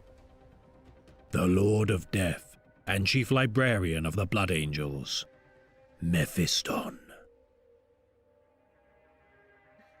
Prior to his ascension as Chief Librarian of the Blood Angels chapter, the warrior known as Mephiston served under a different name, or more accurately, lived as a different man entire. A young librarian of the junior rank of Lexicanium by the name of Calistarius, though his recruitment into the Order and deeds of his transformation into the Astartes are lost to time, records exist of a particularly important mission during 589.M41. The vast space hulk, the Sin of Damnation, breached the veil of the Immaterium close to the chapter's homeworld of Baal, requiring cleansing of its twisted carcass of Xenos filth. Originally cited during 996.M40 in the chapter's prior history, its name was a stain on the Blood Angels' honor due to their first attempt to purge its contents, threatening their extinction with only 50 Battle Brothers surviving the ordeal. Strike Force Raphael intercepted the Space Hulk, deploying Calistarius among their number of the First Company veterans to aid in their location of objectives within its maze-like interior. Clad in Terminator armor and armed with among the most potent weapons of the chapter, the veterans trudged through the bowels of the monstrous vessel after breaching its hull using boarding torpedoes. Swarmed by hordes of foul, gene-stealer Xenos within its twisted corridors, the mighty Archangels cut a swathe through their ranks, despite incurring heavy casualties among the fray. Aiding Captain Raphael's strike team with his fledgling yet potent psychic might, Calistarius' precognitive powers, though priceless in the battle, did not spare him from watching his peers die long before the talons of the Xenos had even struck. Plundering the Sin of Damnation's guarded treasures and cleansing the corruption within, Strike Force Raphael had finally captured the vast ship 600 years following its initial insurgence. Calistarius, for his involvement, was honored for his service, yet could not look upon his fallen battle brothers with even a shred of empathy. Set apart from his non-psychic kin, even during their cooperation, Calistarius required a mentor of great wisdom to hone his growing power and diminish his resentment. Brother Librarian Gaius Racelus, a grizzled epistolary of the blood, saw the potential within Calistarius, and saw within him the true valor of their creed. Nurturing his progression through the ranks of the Librarium, Racelus's efforts in molding Calistarius into a librarian of great strength would be cut short by a twist of fate. Twist of fate. Twisted fate. Upon the world of Armageddon, the Imperium staved off an invasion of obscene might. The Greenskins sought to once again reclaim the world of their wretched birth, for the planet once known as Ulanor had long been a bastion of the Imperium's military might, following its conquest of the Great Crusade. The War of the Beast had failed in its attempt to reclaim the industrial hive world from humanity, and with the ministrations of the Adepts of Mars, the planet had been renamed and transported to a distant sector of space to shroud its true nature. Yet for all the idiocy and ignorance of the Orc species, no matter the deception, they were drawn like a moth to the flame to Armageddon, and led by their disgusting ruler, Gazgul Mag Uruk-Fraka, laid siege to the planet. They're just little guys. The Second War for Armageddon required a force of immense might to combat the threat, drafting untold Space Marine chapters, Militarum regiments and Titan legios to stave off the Greenskin tide. Among the ranks of the Astartes, the Blood Angels saw to the defense of Hades' hive as the Orc menace rampaged across its soil. There Calistarius stood, defiant against the Xenos and their barbaric onslaught, yet in the shadow of Hades' hive, the Librarian fell. Surrendering to the curse of the Black Rage during the battle, Calistarius was installed as a member of the Chaplain's Death Company and took part in the final assault of the Ecclesorium of the Hive City. Buried beneath tons of collapsed cathedral spires and masonry, Calistarius languished beneath the carnage above as the rage tormented his helpless body for solar days. Screaming endlessly among the debris as he fought in vain to push the crushing rubble from his body, Calistarius' final moments were that of madness, desperation, and futility. Yet on the 7th day of his imprisonment, a new being rose from beneath the shattered temple. Calistarius was dead, yet something new and alien to his form had revived, shrouded in etheric and terrible psychic might. Casting aside gigantic boulders which once entombed his body, the sound of stone colliding against the rubble drew the Greenskins to investigate. Thinking the lone unarmored Astartes to be of no threat, the Orcs set upon the being. Learning too late their fatal mistake, the Greenskins watched helplessly as the Revenant Angel darted among their ranks, striking them down with fists capable of pulverizing their flesh and shattering bone. Stubbornly refusing to retreat, the orcs watched helplessly as the creature tore the heart from the largest of their number and drenched his ruined armor with gore and viscera. Knowing itself to be Mephiston, this seemingly sane warrior nonetheless projected an aura of unsettling and nigh heretical power. Returning to the Blood Angels as a stranger in both demeanor and physical characteristics, despite his drastic change, Racilis recognized the phantom of his former pupil. Oh, well that's Seen good. by his peers as a strange yet hopeful sign of their conquest over their gene curse, the reborn son of the great angel would prove a devastating weapon in the hands of the chapter. Though among the most veteran souls of the blood, some viewed this fell spectre to be little more than ruination delayed. For such unrestrained power must require a heavy cost. With great power. Rising swiftly through the ranks of the Librarium until being appointed as the chief librarian of the Blood Angels, Mephiston's deeds encourage both reverence and praise from his kin. That's Entrusted crazy. with the ancient force. He just like resurrects as this new guy. His old teacher's like, hey, I remember you. You're my boy. And then everyone's just like, cool. You want to be chief librarian? You're completely different. You're a little bit scary. You want the job? Crazy work. Sword, Vitarus, said to be blessed by a drop of Sanguinius' very blood. Its keen edge would be a fitting companion to such a deadly champion. Clad in artificer armor, resembling sinew and bone, his appearance strikes fears into the enemies of the Blood Angels, as his psychic rage wreaths Vitarus in black flame.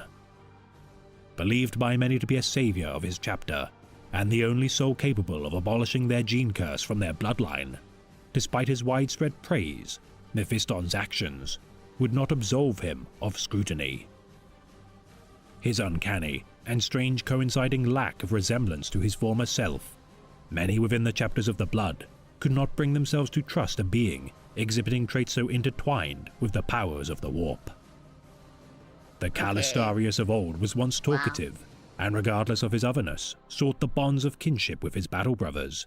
Yet this being was of a more reserved and lonesome disposition. Said, I don't need friends.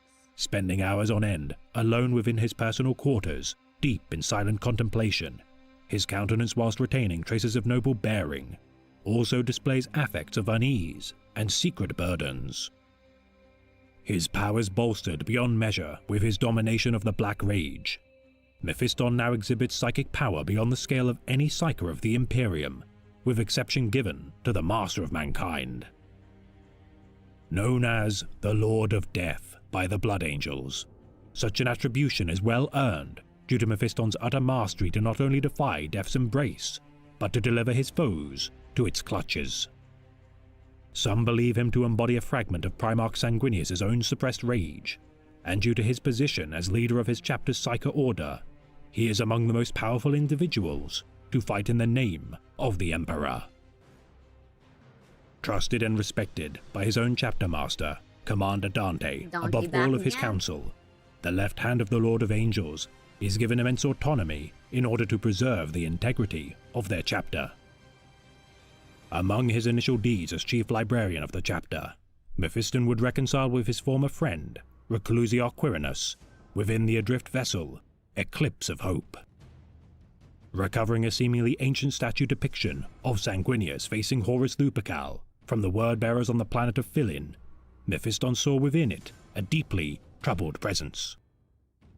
Containing the ancient servant of Khorne, Doombreed, with its release into the material realm, magma erupted from the planet's core as the Blood Angels were set upon by the revived corpses of the long dead. We found a cursed statue? Rejecting the demon's offer to serve the Blood God. Crazy. After banishing the demon into the warp, Mephiston watched his old friend Quirinus fall to the Black Rage. Oh no. Conferring with the deceased husks of the chapter's former chief librarians that retained psychic communion within his chambers upon Baal, the Lord of Death sought counsel from the wise heroes of yore. Wait, he can For talk in spite to of the his dead bonds of former librarians? comrades further perishing, Holy. the Lord of Death would prove crucial in the most dire events of his chapter's recent history. It's like So he had the black rage, he was dying, and then he like entered the avatar state and now could talk to the past avatars. And also he looks a little diffy. His brain exploded and reassembled in a different personality. And you know what? Happens to the best of us. During 999.M41, a schism would fracture the chapter of the Blood Angels. With the recovery of the ancient artifact, the Spear of Telesto from the clutches of the Orc Xenos, the returned Archaeotech relic weapon, wielded personally by Sanguinius, plunged a contingent of the chapter into the clutches of chaos. Several Astartes of the Blood Angels' Sixth Company, the Eternals, had witnessed a scion among their ranks seemingly transcend as the great angel reborn upon the world of Cybele. Fighting the Word-Bearers Legion under orders from Commander Dante to protect the cemetery world designated the Mausoleum Valorum by the Ecclesiarchy, the Sons of Lorgar had attempted to claim the otherwise strategically useless planet as a victory of propaganda.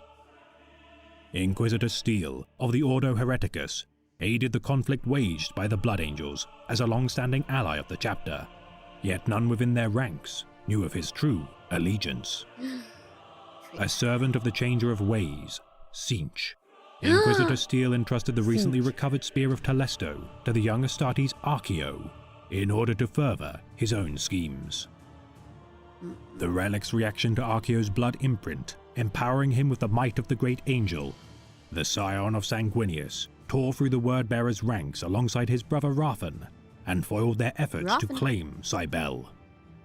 Wreathed in holy golden light when wielding the spear, Archeo the Reborn Angel, with the endorsement of the zealous sanguinary priest, Sakael, was promoted to the rank of Honor Guard and began his descent into hubris.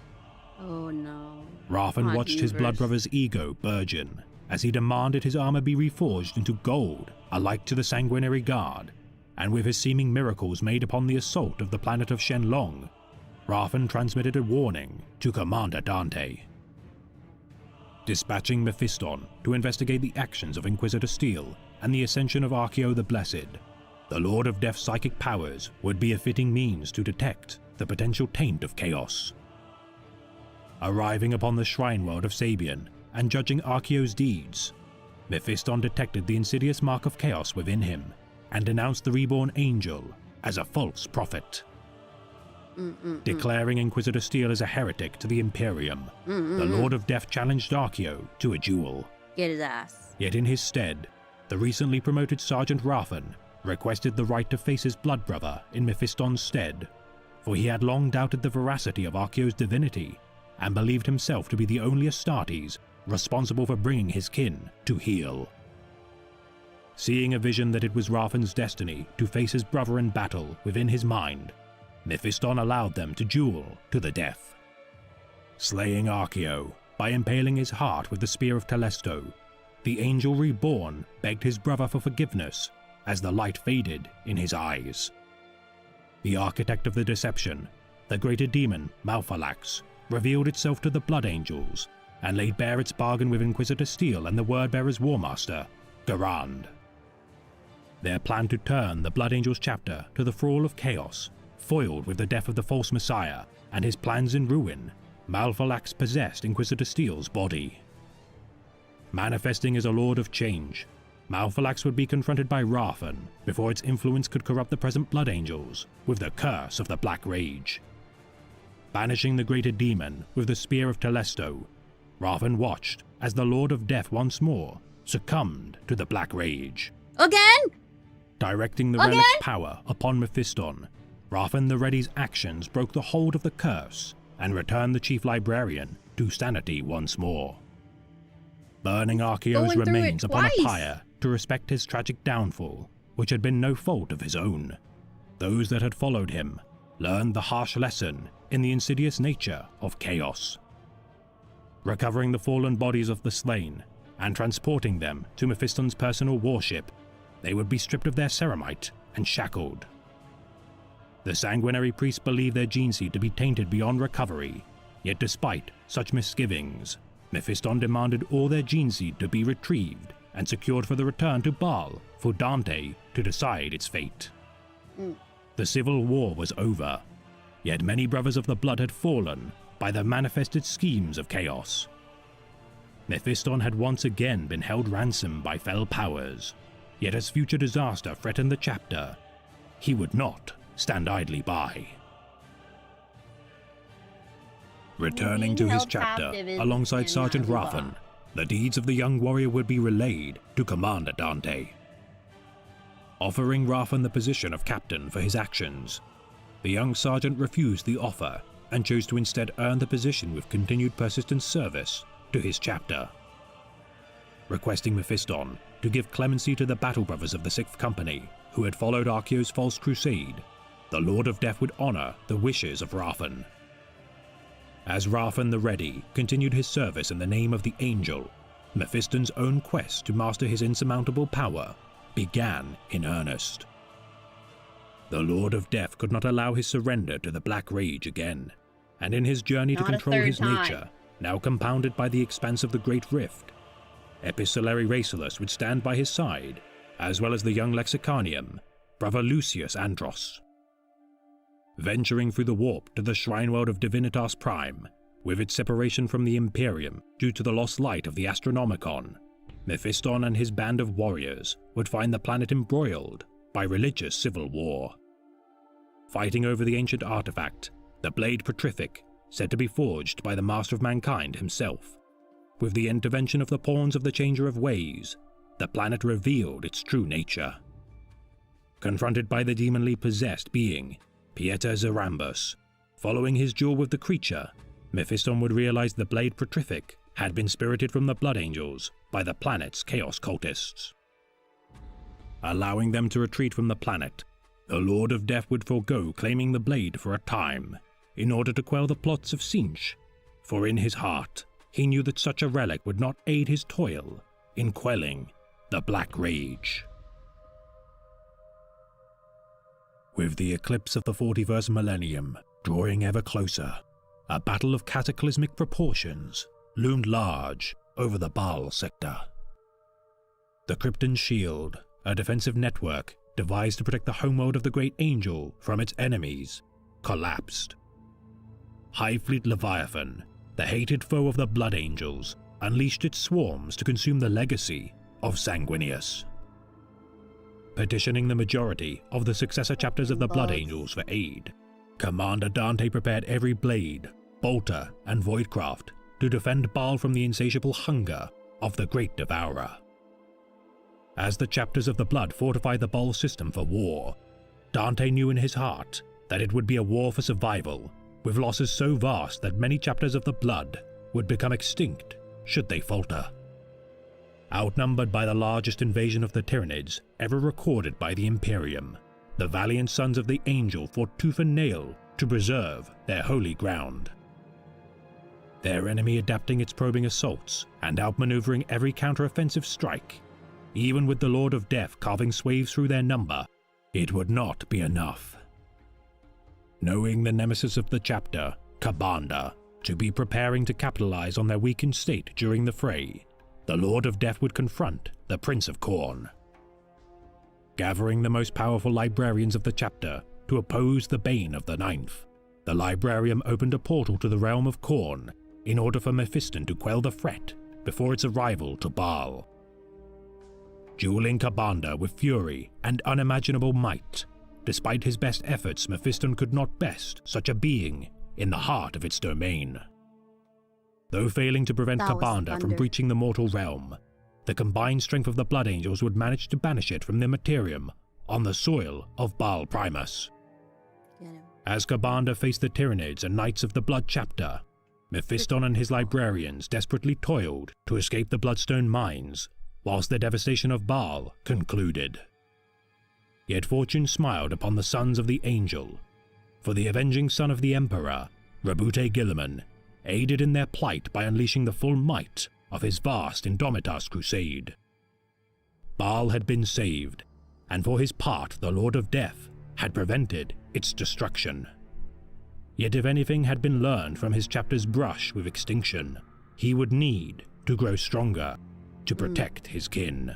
Even stronger than he already is. Following the devastation of Baal, Mephiston ventured to the world of Morsas to continue in his search for a means to end the expanse of the Cicatrix Maledictum, the Great Rift. Rendered psychically blind by a device of unknown origin, the Lord of Death, whilst haunted by the memories of his dead past, combated the Necrons besetting the planet, alongside contingents of the Imperial Guard and Skitari of the Mechanicum Magos, Calx. The Imperium's revenant crusade, stalling to purge the tomb world of its ancient denizens. With the Avenging Sun's need for soldiers to bolster his Indomitus crusade, the remaining defenders proved insufficient to quell the Necrons. Invoking the ancient Necrontyr treaties of the Zanark tablets, the Lord of Death parleyed with the Pharaon of Morsus to stall their advance. Meanwhile, Lexicanium Antros traveled to the battle barge of the Sons of Helios Astartes chapter, in search for a means to safely harness Mephiston's power, due to the Sons of Helios' purity, despite roaming so close to the heart of the Great Rift. Teaching Antros the method of the Sleepless Mile, the young librarian learned a means to resist the enticements of the warp, methods which he hoped to relay to his superior. Unknowingly drawing from the power of chaos, with Antros' departure from the Sons of Helios' void ship, their chapter master, Dragomir, observed too late his own order's damnation. Back on Morsus, the Lord of Death uncovered the remains of the Imperial Guard forces of the Revenant Crusade He does look scary. within its underground tunnels, and devised a strategy to infiltrate the Necron's domain. Allying with the irradiated Ogrins regarding the Blood Angels as Star Warriors, Mephiston led his band of misfits to the heart of the complex of the Canisi dynasty. Due to Morsos' status as a crown world of the Infinite Empire, the dynasty's pharaoh had been visited by heliomancer Zartek, who also sought to inspect the mysterious psycho-blocking device for himself. Intending to activate their so-called Orchestrion as a weapon, the device predated Necrontyr history and contained immense power. Utilizing this ancient relic for the mundane purpose as a power source, the insane pharaoh's cryptex harnessed the Orchestrion to fuel their empire, which damaged it in the process. Manipulating the Nemesis of the dynasty to usurp his master, Zartek conspired to steal the device as the Canisi tore themselves apart. Reaching the Orchestrion, the Lord of Death confirmed it as the source of his blindness and managed to trick Zartek to allow him to harness its power. Overloading the device, Mephiston vaporized the Necron dynasty in its entirety. Due to its connection to its power, it allowed for Zartek to escape. His vision restored, the Lord of Death returned to the vessel Blood Oath and conferred with Antros regarding his journey to the Sons of Helios. Lying to his master, due to foreseeing portents of Mephiston's betrayal of his chapter, Antros' manipulations by the demon of Sinch continued to fester. His powers now returned to their full potential. Mephiston returned to Baal with petition from Lord Commander Dante. Seeking to push back the tide of High Fleet Leviathan from Imperium Nihilus, the Blood Angels roused their warriors, now reinforced and recovered from the devastation of Baal. The servants of Belisarius Cawl had been dispatched to the chapter to transcend their firstborn survivors into the forms of Primaris Space Marines. The methods used to cross the Rubicon Primaris, untested by the chapters of the Blood, Mephiston's own struggle to contain his newly restored power proved to be the surest test to survive the procedure. Contained within a sarcophagus, as dark power oozed from his presence, Mephiston underwent the surgeries of the Primaris and began to transform through the activation of the Belisarian furnace. As his spirit watched the procedures helplessly outside his own body, Mephiston was visited by a fragment of his Primarch's essence, as it showed him a vision of two angels fighting eternal within the Immaterium. One formed of gold epitomized their nobility, whilst the other, a shade of purest darkness, represented their curse. The Spectre of Ruin was winning the duel, for with each battle brother surrendered to the Black Rage, it grew stronger. And it was here that Mephiston achieved his his epiphany.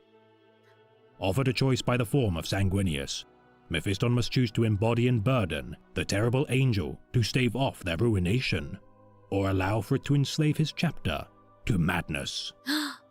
He would be the avatar for the angel of purest rage, and What in did I say harnessing and about containing Avatar? its tenebrosity, he would unleash its power upon the enemies of the Imperium, Oh my god. exploding with psychic power, as the blood angels guarding his sedated body died as a result of the outpouring of energy. Oh no! Commander Dante refused to give High Chaplain Asterath the Grim permission to end Mephiston's life.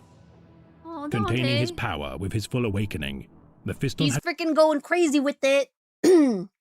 He's Hello? He's dreaming. Hello? Oh, hold on. Okay, got my voice back.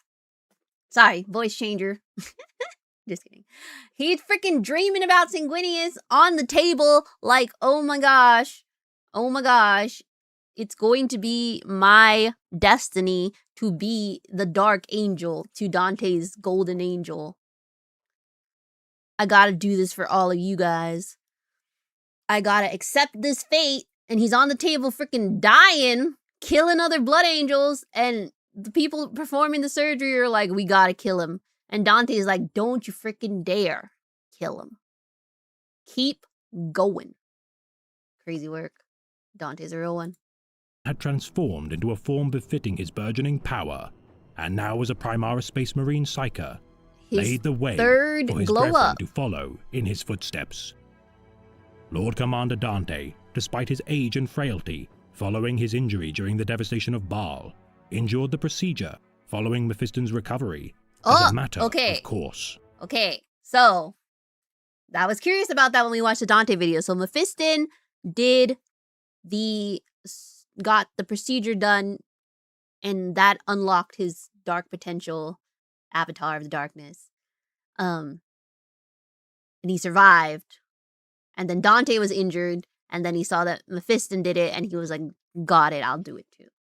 Heard. And then later, Calgar was like, hey, those two bros did it, and I'm gonna do it. And it's gonna be fine, and anyone can do it after this. Heard? The Blood Angels were reborn, and their avatar of death now stood mightier than ever before, yet the quest to contain the Black Rage remained unconcluded.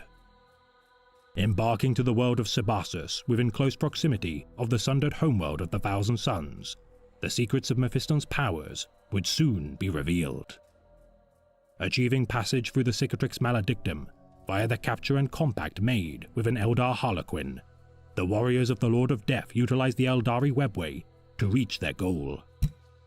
The Primarch of the 15th Legion, Magnus the Red, sought to bring his so-called City of Light, a parody of his ruined kingdom on the planet of the Sorcerers, into real space.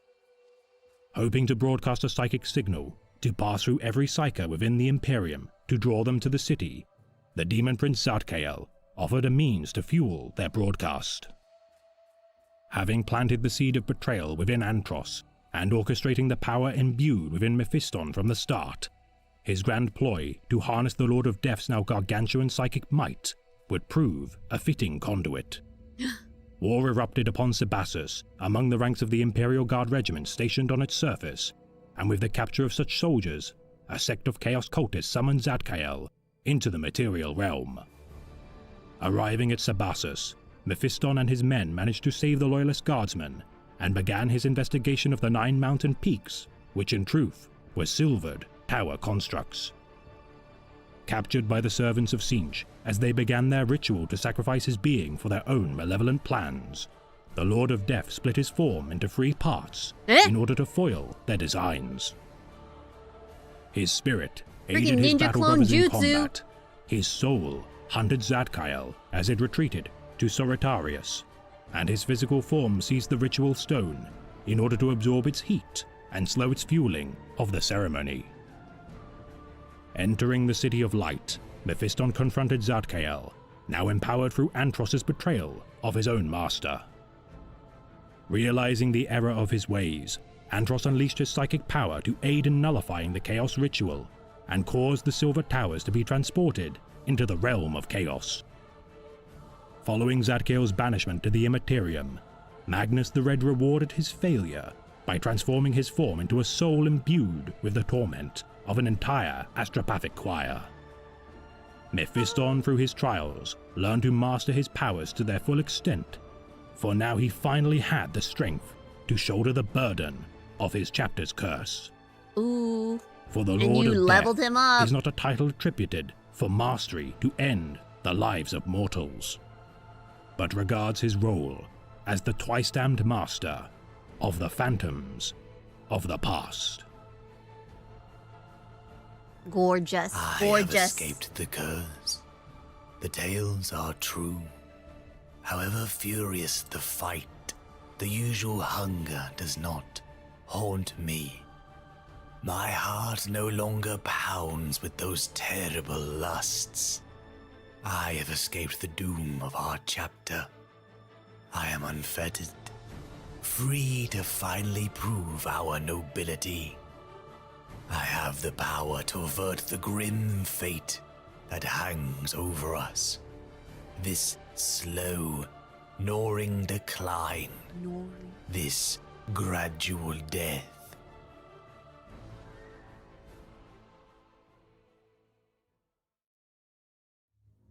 This has been a tale of the great Imperium of Man, read by the Remembrancer. Thank you, Remembrancer! Pachi! Okay, we got Dante, we got Mephiston, we got 10 chapter masters who are freaking huge, one including Dante. Gorgeous, gorgeous, gorgeous. Amazing. Now, who's your baby boy of the Imperium? Who's the biggest and the baddest? You let me know. You let me know. That was this week's Warhammer Wednesday. Ta-da! Next week, we're going to have a poll. Oh my gosh, what is this? This is a Twitch sub-goal to play Rogue Trader. Oh. Grand Tourist is in chat. Grand Tourist was the one who was like, I thought you were going to play Rogue Trader like freaking 2 months ago when it was on the schedule and I had to change it. I'm still going to play it, okay? And this is just incentive to help me play it faster. But yeah, my schedule's been a bit weird lately. It's going to go back to normal. I don't know. We're actually changing normal up a little bit. But yeah, it'll be back to previous normal next week. I'll put the poll up for Guilliman versus Ferris Menace. Sheesh. And we'll see where we go from there. Thank you guys for watching. Thank you for being here. Leave some comments and suggestions for other things. Or if you think that poll is lame, tell me what else to put on the poll. I will post it like Monday. We'll see if we can get Rogue Trader in the next couple of weeks. We'll have more Riftbound stuff if you guys are into Riftbound. You know, the overlap between Warhammer and TCGs are very large. So if you want to get into Riftbound, I know a little something something. More crafts. I'm trying to think if I should build the orc truck before I move or after. Because I'm moving in like a month. Literally a month from now, I'll be moving. I'm just worried about transporting. How do you guys, have you guys built anything big like an orc truck? How do you transfer it if you're moving? Can somebody tell me that? Because like, if I can do it in a safe way, I'll build it. Otherwise, I'll just work on painting, I think. Yeah. Speaking of painting, the segue of a lifetime. You know who's painting right now? My wife. Yeah, I love her. Let's give her a good old Raideroni. My fellow Beaky enjoyer. This is a raid message, a second raid message. Thank you for hanging out. Thank you for reacting with me. We laughed, we cried, we learned. I feel like I learned so much today, no? I learned that Calgar isn't really Calgar. I learned that Mephiston died and was resurrected and like fought the Black Rage like twice. And he's the Dark Angel to Dante's Golden Angel. Wow, so much. Love them. Happy Pride. Okay. See you when I see you if I see you. Don't forget to use my code ssakanasushi on Zephyr Arcade. There have been people who used it. Thank you guys if you've used it. You guys are the best. Welcome new fishies, Dolek, Kamoya, and thank you for the resub, Sorrow. Bye Big E, bye Charles Olsen, bye Grand Tourist, bye Zeras, bye Joseph Matthew, bye Timo, bye Fondoobie, bye Gaijin Dude, bye bye bye bye bye bye bye bye bye bye.